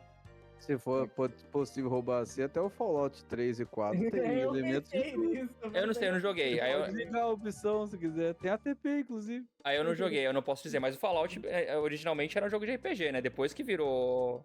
Não, ainda continua sendo um RPG, só que... mas antes acho que era turno mesmo, sei lá, uma coisa assim. Eu não sei. Mas eu pensei nisso. Ele nunca foi turno. Ele era meio que uma mistura de RPG com RTS. Ele era top-down, assim, ia explorando. E aí ele tinha um sistema de progressão e tal, e as batalhas eram semi-automáticas, assim dizer. Tá. Porque era um jogo de RPG com mecânica de Age of Empires. Ok, os primeiros, né? O 1 e 2 você fala. Era a pegada dos primeiros Fallout. Aí do 3 em diante ele vira FPS. Ele vira em primeira pessoa first person shooter. Muito na esteira ali de jogos como Borderlands, como o próprio Dirge of Cerberus da Square. Esse e aí, mas ele, pra não perder a raiz do turno, pra não perder a raiz do RPG, ele tem um modo dinâmico que você pode tomar as ações por turno. Entendi. E aí você mira exatamente onde você quer, tem um cálculo de probabilidade, e aí a quantidade de ações que você faz é exatamente a barra de ATP. Mas é uma escolha sua, tipo, você quer jogar desse jeito ou não? Pode jogar de um jeito ou de outro. Ah, tá. Eu não joguei. Eu só lembrei realmente do Parasite Eve porque eu lembrei disso aí, cara, era um jogo que se vendia na época... Se vendia não, né? Ele era muito semelhante aos jogos de ação, mas no final dos contos ele era um RPG, né? Pela maneira que você joga ali. Se fosse um livro jogado ali, você ia jogar o dado pra ver se você acerta o golpe ou tudo mais, né? Por isso que ele tem essas características, ao meu ver, pelo menos. Vamos pra nossa última rodadinha, então? Bora lá, falar de Sea of Stars. E aí, Tezinho? Eu, RPG de turno, cara, tem tantos que eu gosto, mas se eu for selecionar 3, assim, aí menos por uma questão pessoal, mas uma porta de entrada pro gênero, Blue Dragon pela característica estética do Akira Toriyama, por ser bastante lúdico, um jogo que envelheceu bem. O Legend of Legaia pela curiosidade do seu sistema de combate, né? É uma experiência interessante, mas talvez não tanto uma boa porta de entrada. Fica como curiosidade para quem já gosta do gênero. A minha terceira recomendação no turno seria o Chrono Trigger mesmo, cara. Porque não à toa ele é considerado que é atemporal, né? Pra fazer o trocadilho com o jogo aí. Aí nós vamos voltar. Eu fui para um RPG do Xbox 360, depois fui de um PlayStation 1, e agora eu encerro com um RPG do Super Nintendo, que ganhou vários remasters, né? E aí ele agrega tudo que eu disse nos outros dois, né? Ele agrega a estética do Akira Toriyama, ele agrega a organização narrativa do Hironobu Sakaguchi, ele agrega a estrutura harmônica e a trilha sonora do Nobuo Uematsu, ele entrega aquela experiência anime e ele traz mecânicas de combate que saem da mesmice, com um sistema de combos e com um sistema de sinergias entre os personagens que transformaram aquelas lutas que eram muito repetitivas, aquelas batalhas de evento, né? Transformaram de uma maneira mais dinâmica, porque não era um turno tão simples. Você podia acumular barra de ação para poder fazer combos entre os personagens. E como obra, no geral, ele tem muitos finais. Ele tem um fator de rejogabilidade altíssimo. Para a época, você ter vários finais era o que te fazia jogar o jogo mais de uma vez. E é uma obra espetacular, assim. É uma obra muito interessante, tem personagens muito carismáticos e entrega tudo que uma criança fã de anime dos anos 90 queria ver num videogame. E é uma experiência que até hoje vale a pena, apesar de eu reconhecer que, como ele ainda é da época 16 bits, ele talvez não seja tão bem recebido pelas gerações atuais. Mas para quem gosta de dar chance de ter experiências novas, vale olhar um pouquinho pro passado e ver por que ele é tão falado até hoje, assim. O Blue Dragon, para mim, ele é um pouco o sucessor espiritual dele, porque ele teve uma continuação, entre aspas, no PlayStation 1 chamada Chrono Cross, mas para mim não entrega a mesma experiência porque tem a mudança estética. Eu não gosto de Chrono Cross também. A mudança estética, ela foge muito da identidade do que era o Chrono Trigger, e aí você tem no Blue Dragon a reunião desses caras. O Dream Team, né, o time dos sonhos. A dupla do Final Fantasy com o cara que dá a cara pro Dragon Quest. Então, Dragon Quest e Final Fantasy juntou, Chrono Trigger. Depois Dragon Quest e Final Fantasy juntou de novo, Blue Dragon. Então a gente tem essas duas obras que vêm desse trio aí, que pra mim entregaram as melhores experiências de RPG de turno que a gente tem até hoje. Tanto que até hoje pedem um remake aí de algum... Não peço. Também não peço, não. Não peço. No máximo, um remaster. Se forem fazer um remake, que seja no estilo do Dragon Quest. Por quê? Vou explicar HD 2D igual tá pra mim, é fundamental, ainda mais agora que o Akira nos deixou, o respeito à obra dele. Sim. Pra mim, não existe Chrono Trigger, não existe Dragon Quest se não for com o traço do Akira. Então, fazer um remake para dar uma atualizada, uma modernizada, para tentar ganhar um público ocidental ou um público novo, tirando o traço do Akira, sei lá, cara, fazer Dragon Ball com cara de Pokémon. Ô, Bichiringo, não dá pra fazer um remake ali no HD 2D, igual o Dragon Quest 3 tá fazendo? Mas isso que eu falei, tem que ser nos modos do Dragon Quest 3 ou do Star Ocean Second Story Remake. Isso ficou bonitinho. Mas eu acho muito difícil que um remake nesses moldes funcione. Né? Porque vai agradar eu e você. Mas vai agradar, como o Danilo fala, o mainstream? Não vai. Esses remakes que estão apelando para nostalgia e não para reinvenção vão ter a receptividade que, por exemplo, o Final Fantasy VII Remake tá tendo, que o Resident Evil 4 Remake da Capcom teve. Então, remake para mim tem que ser de fato uma atualização. E tem obras que, se você fizer o remake, você não atualiza, você descaracteriza. Pra mim, um remake de Chrono Trigger não só vai fazer sentido se for feito nos moldes do Dragon Quest XI. Que é a modernização visual do gráfico de Dragon Quest, mantendo a identidade visual da Akira Toriyama.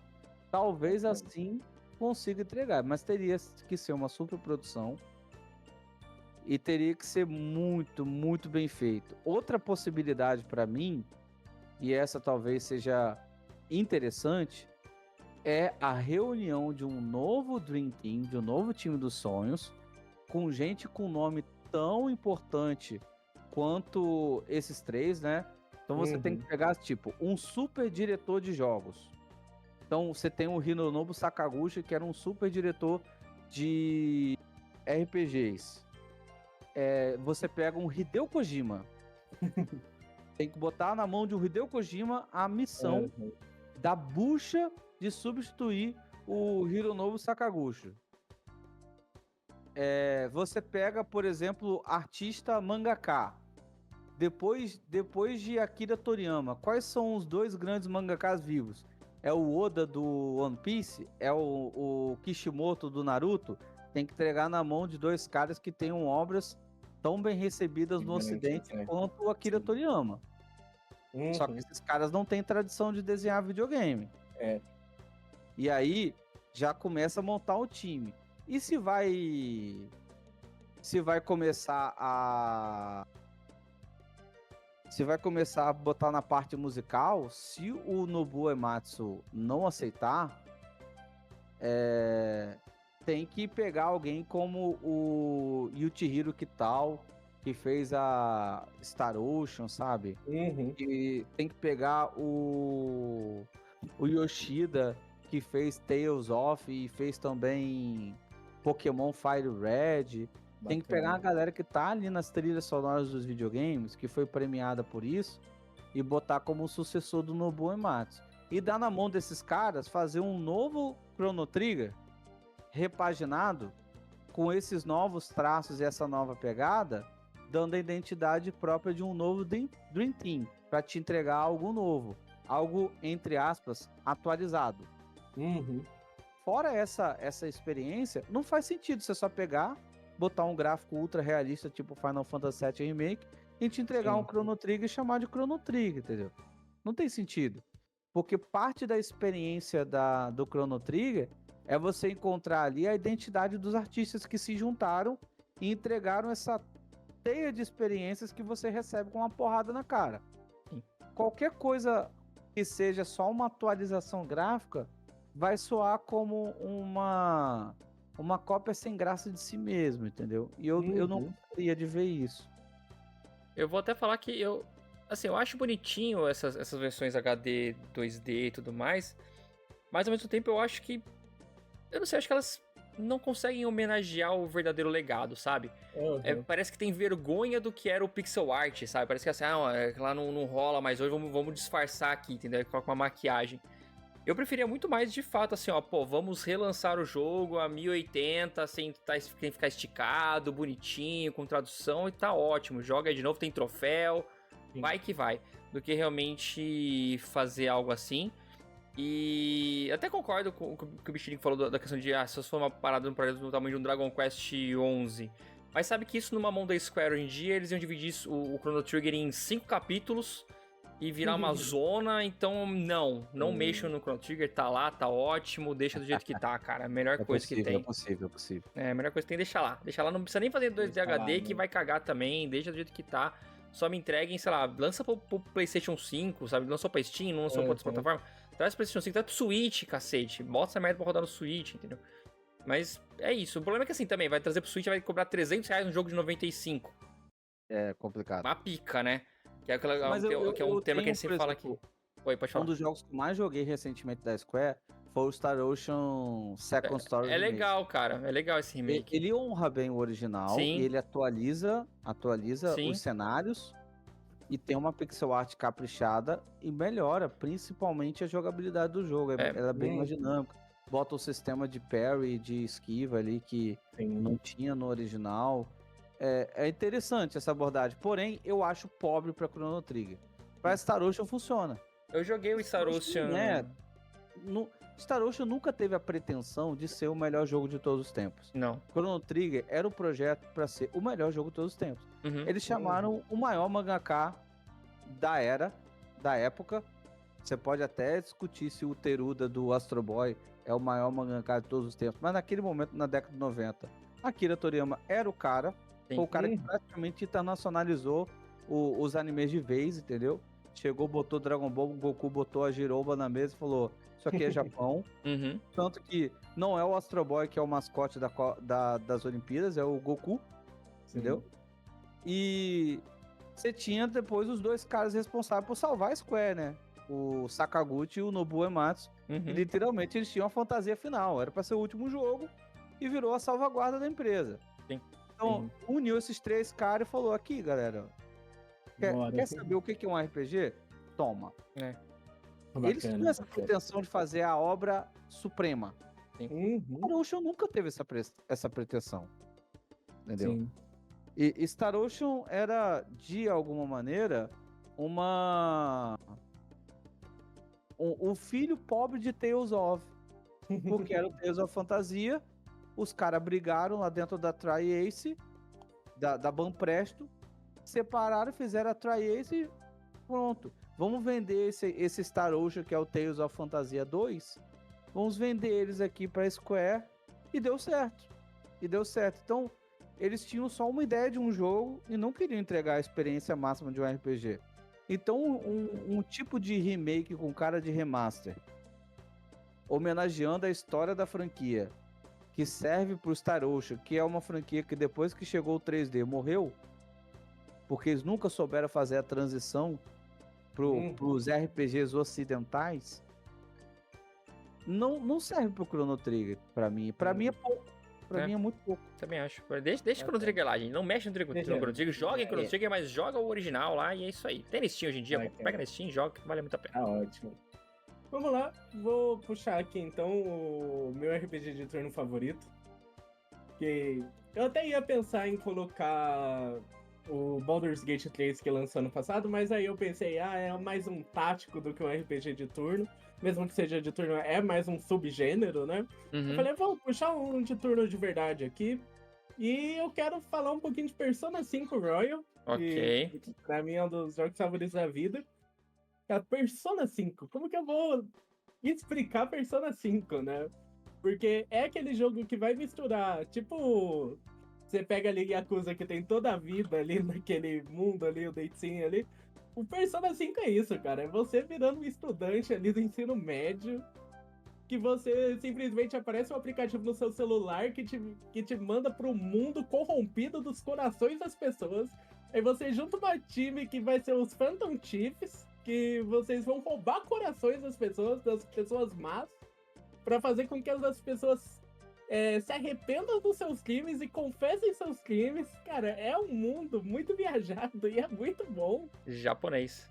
Japonês é muito bom, cara, porque ali você vai ter, tipo, tá, eu sou um estudante, eu preciso ganhar dinheiro, eu vou trabalhar aqui pra ganhar dinheiro, eu vou ter um trabalho meio turno, vou vender café, saca? É muito foda a Persona 5 pra mim. Eu acho o combate dele muito gostoso, porque é um combate de turno sim, mas também tem muita mecânica das fraquezas dos inimigos, que você acerta uma fraqueza, ou você dá um crítico, você tem um more, que é um mais, você pode dar um segundo ataque. O que é segundo ataque? Você pode atacar um mesmo bicho que já tá no chão, ou você pode atacar um outro bicho, ou você pode trocar de personagem que tem a fraqueza pro outro bicho, que é assim que você derrota todos os personagens inimigos, todo mundo dá um ataque em conjunto pra finalizar a batalha, saca?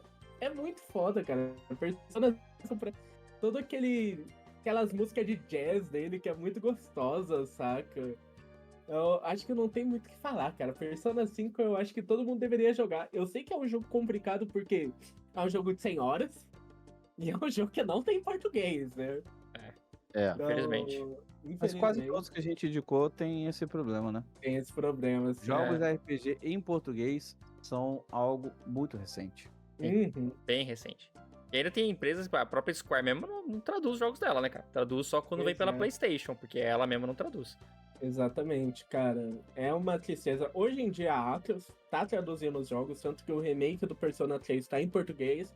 Persona 3 tem o mesmo combate do Persona 5, tá? O combate é exatamente o Metaphor também tá traduzido? O Metaphor que tá assim, eu joguei a demo hoje, joguei 2 horinhas ali da demo, tá traduzido, tá em português. Acho muito maravilhoso que os dias da semana é tipo Aquafeira, saca? Que é um mundo viajado, né? E Persona também tem isso, né? Que, tipo, você tem o calendário ali, você tem que viver cada dia. E, tipo, vai ter coisas que vai acontecer daqui uma semana e você tem que estar pronto pra essa coisa que vai acontecer daqui uma semana, saca? Você tem que se preparar. Você tem que, tipo, lidar com o seu tempo. Tá, eu vou fazer o que hoje? Eu vou explorar mais um pouco essa masmorra aqui? ou eu vou sair com tal personagem, porque você vai ter os social links ali, que são a história do jogo, né? Então, ou eu vou fazer isso, ou eu vou aprofundar a minha conexão com tal personagem, saca? Sim. Isso é muito foda de Persona, cara. Persona é algo muito atemporal pra mim, porque é muito gostoso de jogar Persona. Eu não conheço ninguém que tenha jogado e fale mal de Persona, cara. Ninguém. É muito bom, cara. Hoje em dia tem o Royal, que pra mim é a edição definitiva do Persona 5. Uhum. E tem mais um semestre inteiro na escola, tem novos personagens, mecânicas novas e tal. O que eu gosto de Persona 5, que eu não gostei tanto do 3, que eu reclamei do 3, que o 3, toda a masmorra dele é um bagulho de... feito por procedural, saca? Persona 5, cada masmorra é pensada direitinho, cada sala foi criada à mão, saca?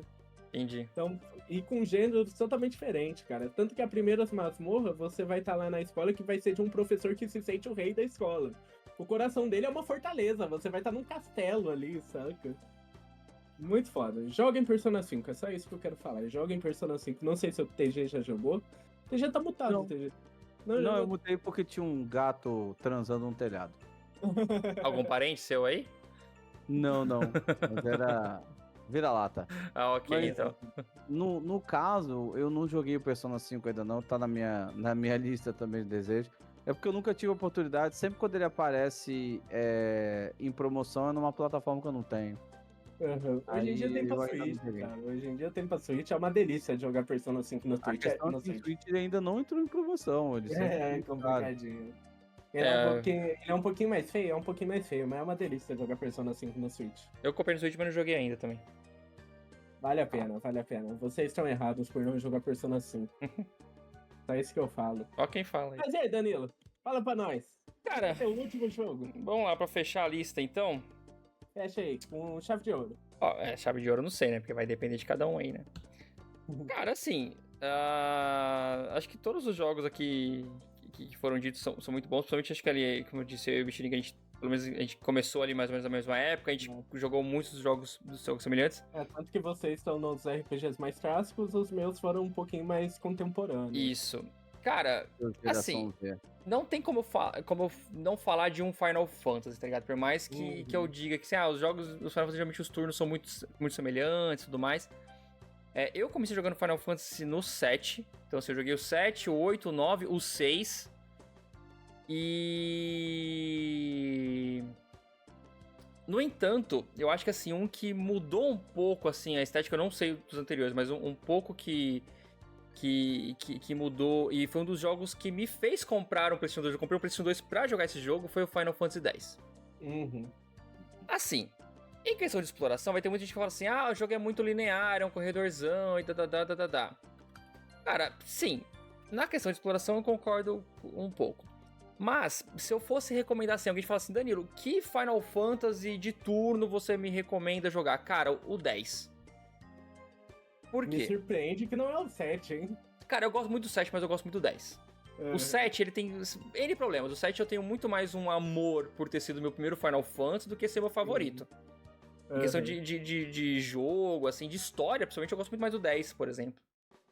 Mas por que eu recomendaria o 10, cara? Porque é um jogo de turno que ele tem algumas estratégias que os outros não tiveram ali. Os outros que eu falo, pelo menos os que eu joguei, né? Por quê? Como é que funciona o turno do 10? Primeiro, você tem o seu time completo a seu dispor pra você jogar. Você tem lá todos os personagens pra você usar quando você quiser. E é um turno que ele mostra, ele tem uma timeline ali exibindo a vez de cada um, incluindo a dos inimigos. Sim. Então, assim, se você tem um personagem, por exemplo, que tem mais velocidade e você coloca ele no grupo, pode ser que ele ataque antes do inimigo. Ou se você tira, ele ataca depois, sabe? Você consegue ir fazendo a estratégia de quem que vai atacar agora, quem vai fazer isso. E ele é um jogo onde cada personagem do grupo tem um ataque que funciona contra algum tipo de inimigo do jogo. Por exemplo, o Wakka. O Wakka, ele joga com uma bola. Então, ninguém acerta inimigo voador igual o Wakka. Ou a Lulu, que é a maga, a Black Mage do grupo. Então assim, se você vai ter um inimigo lá que é fraco contra a magia, pô, você coloca a Lulu pra atacar dessa vez. Então assim, você sempre vai organizando o seu turno de acordo com os inimigos que estão ali, entendeu? Sim. E acaba sendo um jogo muito dinâmico nesse sentido, sabe? Ele é um turno que não é corrido, igual uma loucura, igual um Final Fantasy IX, um Final Fantasy VIII, o 7, que é aquela ATB que não para, né? Que, tudo bem, dá até pra você desligar, mas no geral, o jogo foi pensado pra não parar. O 10 não, um 10 é um jogo que é assim, cara, tá, o que eu vou fazer aqui agora? Quem que eu vou colocar no meu grupo? Vou colocar alguém aqui pra dar um buff no meu time? Mas se eu der esse buff no meu time, pô, o chefe já vai atacar na próxima. Será que vale a pena arriscar isso daqui? Vale a pena arriscar uma magia? E aí, se essa magia não matar o inimigo, ele vai me atacar depois. Porque você tá vendo quando o inimigo vai atacar, sabe? Você tá vendo quando vai chegar. Aí, sei lá, você de repente, você toma uma decisão. Aí, só que em vez do inimigo te atacar, ele gasta, sei lá, tipo um haste, um haste lá. Aí, ele, em vez de te atacar só daqui 4 turnos, ele vai atacar no próximo já de novo. Porque ele aumentou a velocidade dele. Então, é um jogo muito interessante de turno pra jogar, tá ligado? Bacana. Ele é muito diferente dos Final Fantasy, assim. E é um jogo que não é tão difícil. A hora que você entende, assim, tipo, tá, cada inimigo tem essas características, cada personagem do meu grupo tem uma característica antagonista a cada tipo de inimigo, e eu vou gerenciando ali os turnos, sabe? Vou gerenciando isso. Esse tipo de turno aí me lembrou o Octopath. O Octopath tem exatamente isso. De você ficar vendo quando o inimigo vai atacar? Sim, você vai ter a timeline lá em cima e você vê qual que vai ser a ordem. E com essa ordem você pensa no que fazer. Mas você vai contando, vai rodando o tempo, enquanto você não fizer nada, nada acontece? Nada acontece. Ah, tá. É que Final Fantasy é bem isso aí. Tipo, nada acontece. É mais... Aí, tipo, se você pega... o próximo inimigo aqui... Aí lá você vai tacar a fraqueza dele, aí te manda lá pro outro turno esse inimigo, saca? Entendi. Que aí você bloqueia. Você ia gostar muito de Octopath, cara. Só falta... Já que você gosta tanto desse combate Só me falta tempo. Só me falta tempo. E aí eu rejoguei, tipo... Parece que eu gostaria do Final Fantasy X também, já que eu gosto disso. E o Final Fantasy X, assim, é um jogo que hoje você tem remaster dele pra tudo quanto é plataforma, tá ligado? Tá bonito o remaster, eu joguei ele até no... envelheceu bem. Ele envelheceu bem. O povo que fala que o remaster de Final Fantasy X é feio porque eles perderam o código e os personagens... Não, pelo contrário, cara, pelo contrário. O Final Fantasy X, assim, ele é feio já por natureza, que ele é brega, cara, é tudo muito feio, tudo muito horroroso nele, tá ligado? Mas o remaster, os caras, pra você ter uma ideia, os caras refizeram os menus do jogo, porque os menus do jogo eram insuportáveis no PlayStation 2, tá ligado? Eu tinha visto gente falando que eles tinham perdido, aí os personagens em si ficaram mais feios. Não. Pelo contrário, é bem melhor. Isso foi falado sobre o Final Fantasy VIII. O foi no remaster 8? do 8. Não foi. Mas é preguiçoso. Os remasters do 7, do 8 e do 9 são preguiçosos. Mas aí o do 10 é bonzinho. O 10 é bom, cara. É bom. E assim, é um jogo que você tem em qualquer plataforma hoje em dia, tá ligado? Nem é tão caro assim, vive tendo promoção. O 10.2 é meio ruim. O 10.2 é meio. O 10.2 é. Pergunta do 10, você pode jogar o 10? Não, o 10.2, ignora o 10.2. Não. Mas o 10, a história é muito foda. É uma história. Cara, uma história que é muito boa. É muito boa a história do 10, cara. E a batalha de turno dele é super de boa. É super legal, assim, super gostosa. Porque aquela batalha assim, puta, alguém me chamou. Você deixa o controle lá, vai fazer alguma coisa, tá ligado? Tipo, aí você volta, continua jogando e tal. Aquela, tipo, freneticidade do Final Fantasy VII, que você tem que ir rápido, porque senão... Caralho, item, é magia, cadê? Não sei o que lá. Não tem isso. Você faz com calma.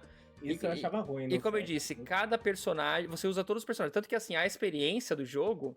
E dá pra jogar polo aquático submerso. Nossa, cara, esse jogo também você dá uma ignorada, que é muito ruim. O Blitzball é muito ruim. O que é legal do 10, por exemplo, é que você não ganha nível de personagem. Você vai ganhando pontos pra você andar num grande tabuleiro, que é onde você ganha as habilidades de cada um. Tanto que assim... Famigerados Spheres. Isso. Tanto que assim, depois que você jogou muitas horas o jogo, eu tava tentando platinar ele, né? Você andou por tudo já, todo mundo tem todas as magias, tudo igual, tá ligado? Mas no começo, cada personagem tá numa posição nesse tabuleiro. Então você fica muito nítido assim, quem que é o guerreiro, quem que é o mago, quem que é o healer, né? Quem que é o ladrão, é muito, muito específico. E o jogo, você não ganha nível, você ganha pontos pra você andar nesse tabuleiro. Bacana. E só ganha pontos pra andar os personagens que você usou na batalha. Então assim, você tem lá os 6, acho que são 6 personagens, né? Se você usou só 3, os outros 3 não ganha nada. Então o jogo também te exige que você faça isso, sabe? Que você... Com todas, né? Jogue com todos, que você altere todos numa mesma luta. É muito bom, cara. Final Fantasy X é um puta jogo. Só às vezes tem um preconceito porque realmente é tudo muito feio, tudo muito brega. E vai ouvir falar assim, é um jogo muito corredor. Ele é corredor. Isso é de fato. Mas eu não acho ele feio e brega, não. Eu acho ele linear. Mas não acho isso um defeito. eu acho meio breguinha. Mas o linear dele, pra mim, também não é um defeito pela proposta. Porque, cara, é uma história que tem pressa. É uma história que, assim... Não dá pra você ir buscar a flor pra mulher do jardineiro que tá triste, tá ligado? Porque os caras têm urgência na história, tem um motivo do negócio. Então o jogo te entrega e vai. Tá acabando, o Titã tá vindo comer o rabo de geral. Exatamente, não dá pra eu parar porque, nossa, o filhote de um Chocobo está perdido, vamos ajudar, tá ligado? Foda-se o filhote de Chocobo, tomara que um dragão coma ele, entendeu? Então, não me incomoda a linearidade pela história. A história entrega o motivo dessa linearidade, entendeu? Vale muito a pena, cara. Final Fantasy X eu acho o melhor Final Fantasy, dos que eu joguei. Honestamente, eu acho que é o que entrega a melhor história, melhor batalha de turno e tudo mais. Parece que eu gosto de muitos dos outros e do 7, mas o 10 vale demais a pena. E se você quer jogar um jogo de RPG de turno tranquilo, tudo mais, e quer começar pro Final Fantasy, pô, vai no 10 que é acerto fácil. Final Fantasy X eu pretendo muito jogar em breve. É bom, é muito bom. O que eu gosto do 10 é que ele entrega o salto de geração. Sim. Essa é a questão. É que Final Fantasy sempre foi, né, cara? Eu olhava, tipo, quando eu era menor, eu pensava, cara, Final Fantasy é os melhores gráficos da geração, sempre foi, sabe? Não, cara... Quando a gente jogava lá na época, o Danilo foi muito preciso, assim, a gente tem um gosto muito parecido. A gente procurava a recompensa visual, as animações, as cutscenes, as grandes narrativas, algo que entregasse pra gente uma experiência parecida com o que a gente encontrava no mangá e no anime. A gente procurava uma experiência multimídia. E só as cutscenes de Final Fantasy 2 no PlayStation 2 é um negócio de cinema, cara. É absurdo. É um negócio de cinema. E não confundam essa característica cinematográfica com um jogo que você só assiste, como muitos jogos atuais. Sim. Não é um jogo que você só assiste. Ele tem essa recompensa em momentos específicos, cutscenes que são de no máximo 30 segundos, muitas vezes. É curtinho. Mas era um deleite visual, de um capricho, que faz inveja em muito jogo atual. Absurdo. Faz inveja muito jogo. A Square tinha uma capacidade, tinha uma equipe de animação muito competente naquela época, que era um deleite para os olhos. E isso tudo se traduzia nas cutscenes e também nas animações de batalha, que era uma experiência à parte, fora a própria jogabilidade do jogo. Sim. Mas o Danilo é muito preciso. A estrutura narrativa, ela é linear, e por isso a gameplay, na parte da exploração, ela é um pouco linear também.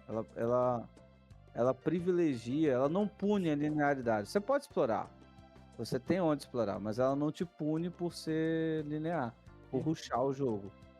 E é bem legal, Bacana, mas eu tenho um problema com Final Fantasy X, que é pra quem gosta de explorar e grindar, o jogo dá uma sacaneada. O jogo... você quer pegar a melhor arma do Tidus. Vai lá, filho. Fica desviando 1000 vezes consecutivas de raio naquela porra. Eu tava tentando platinar, cara. Olha, chegou uma hora assim que eu falei, não, preciso parar. Tanto que quando chegou aquele relatório do PlayStation lá, dos jogos que você mais jogou no ano, o Final Fantasy X estava lá.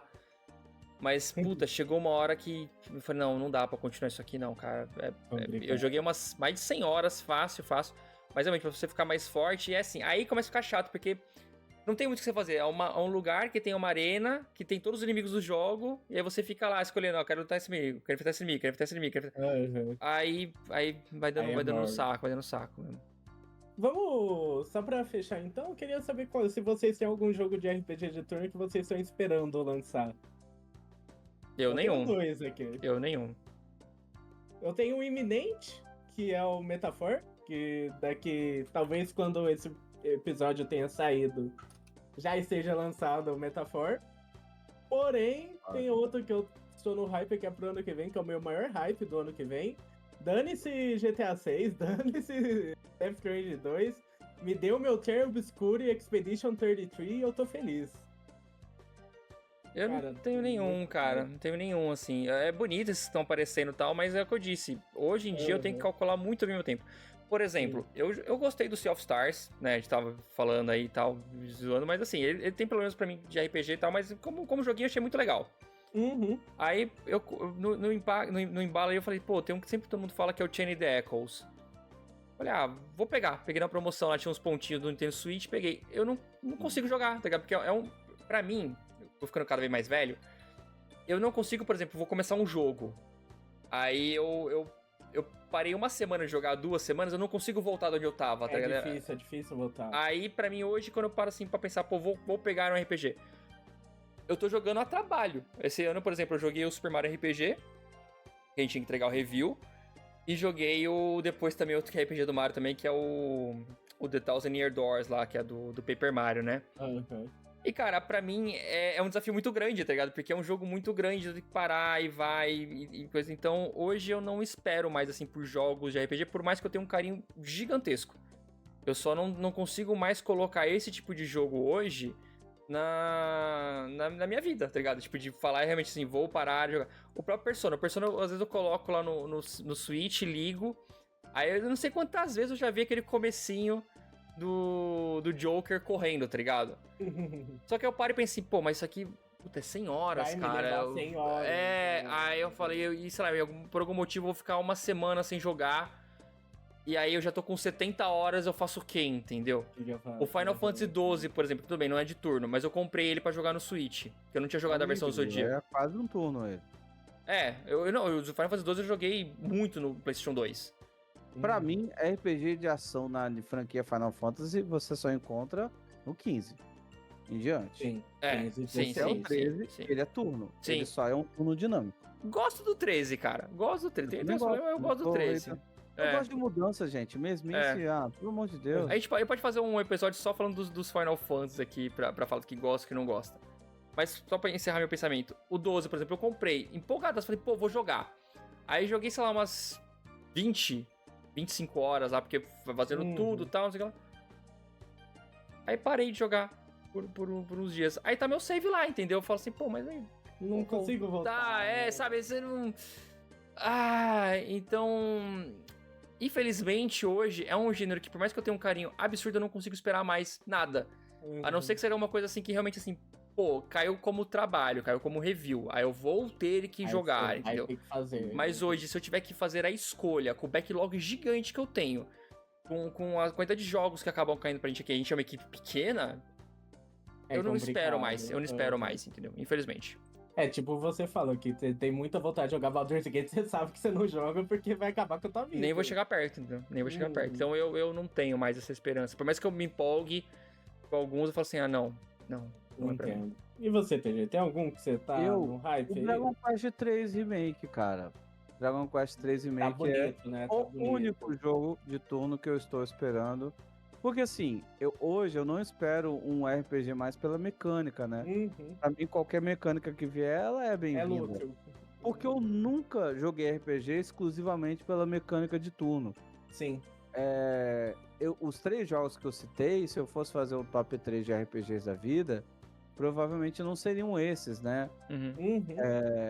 Eu incluiria aí jogos que são mais dinâmicos. Não são necessariamente jogos de RPG de ação, mas são jogos que buscavam alguma dose de inventividade.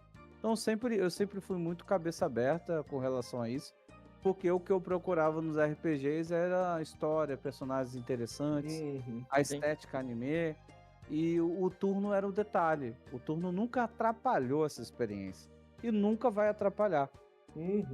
Vai ser bom pra mim em Pokémon, vai ser bom pra mim em Final Fantasy, vai ser bom pra mim, inclusive, no surpreendente One Piece Odyssey. E eu amei o jogo porque ele é uma jogabilidade de Pokémon com a galera de One Piece. É gostoso, o esse RPG é gostoso. O One Piece Odyssey é bem gostoso. Eu joguei 90 horas de One Piece e a última vez que eu joguei 90 horas de jogo, sei lá, eu tinha 13 anos de idade. Mas eu tô... Meu último 90 horas foi passadinho, esquece. Não, eu não tenho mais tanto, porque assim, hoje, por conta do trabalho, numa dinâmica diferente, porque eu não faço reviews, eu recebo muita coisa para poder cobrir e divulgar, né, no canal. Principalmente pelo foco em divulgar RPGs e jogos indies. Então, basicamente, eu jogo um jogo diferente por dia. Então, geralmente, a minha dose de dedicação a jogos, em especial os indies, é de 4 a 5 horas. Sim. Porque é um trabalho de divulgação. Não é um trabalho de, essencialmente, conclusão e apreciação. não necessariamente eu aprecio tudo que eu jogo. Pelo contrário, muitas vezes eu tenho que jogar e falar assim, olha, tão bom assim, mas valeu pela oportunidade. Só que eu faço isso ao vivo, né? Eu não tenho necessariamente uma espécie de curadoria. Eu sou muito transparente com a minha experiência com o jogo. Alguns eu acabo serializando, e geralmente esses são os que eu mais gostei. Mas, no geral, é só aquela conclusão rápida, um pouco mais rushada. Eu não jogo mais videogame fora do ao vivo, por conta do trabalho. Já dedico muito tempo do dia jogando ao vivo. Então, se eu fosse jogar também offline, eu voltaria à minha fase de adolescência lá, que só tinha videogame e punheta na minha vida. Então, por falta de tempo, hoje, eu... Não jogo mais videogame, fico só na punheta. Eu jogo qualquer coisa que vem, sabe? Então, nos RPGs de turno, eu tava pensando assim, o Metaphor, ele não tá na minha lista de prioridades, apesar de eu ter achado ele muito legal, muito bonito, mas eu não tenho experiência com Atlus. Eu não joguei Shin Megami Tensei, eu não joguei Persona. Então, quando veio o Metaphor, eu falei, legal, tá bonito, parece um novo Persona, é de turno e tal. E aí, quando eu fui tentar participar da campanha, só tinha campanha para PC liberada. Meu PC, se eu fosse um micro-ondas, não rodava nem um prato. Então, já por esse impeditivo de plataforma, ele caiu na lista de prioridade, tá tudo bem. E aí, o Dragon Quest 3 Remake é um jogo que eu estaria disposto a pagar por ele, entende? O Metaphor não é. Entendo completamente. Entendo totalmente, porque eu também tenho a mesma coisa quando a 2L fala empolgadão lá do Shin Megami, eu não tenho contato zero com os jogos da Atlus, então eu vejo, é bonito, parece ser legal, mas... Né? Depois um dia que eu testar, eu falo, pô, legal, me empolgo. Mas hoje em dia, eu só vejo assim, legal, mas não chama atenção, não. Entendo, cara, muito bom. Vocês precisam ser convertidos. Mas fechamos aqui. Fechamos por enquanto aí, mais um episódio que com certeza vai trazer pano pra manga pra outros episódios aí. É muito bom falar de RPG, ainda mais quando tem esses toques mais nostálgicos aí e tudo mais. Bacaninha. Muito obrigado, TG, por ter participado. Isso, Bichiringo, divulga teu canal aí, Bichiringo. Eu tenho que começar a te chamar de Bichiringo. Eu conheço muito. Bichiringo, É difícil trocar, mas vou melhorar. Bichiringo Point Underline, eu costumo brincar que é Bichiringo Point com pauzinho no final. E lá no Twitch, né? twitch.tv/Bichiringo Point com pauzinho, sempre nas madrugadas de segunda a sábado.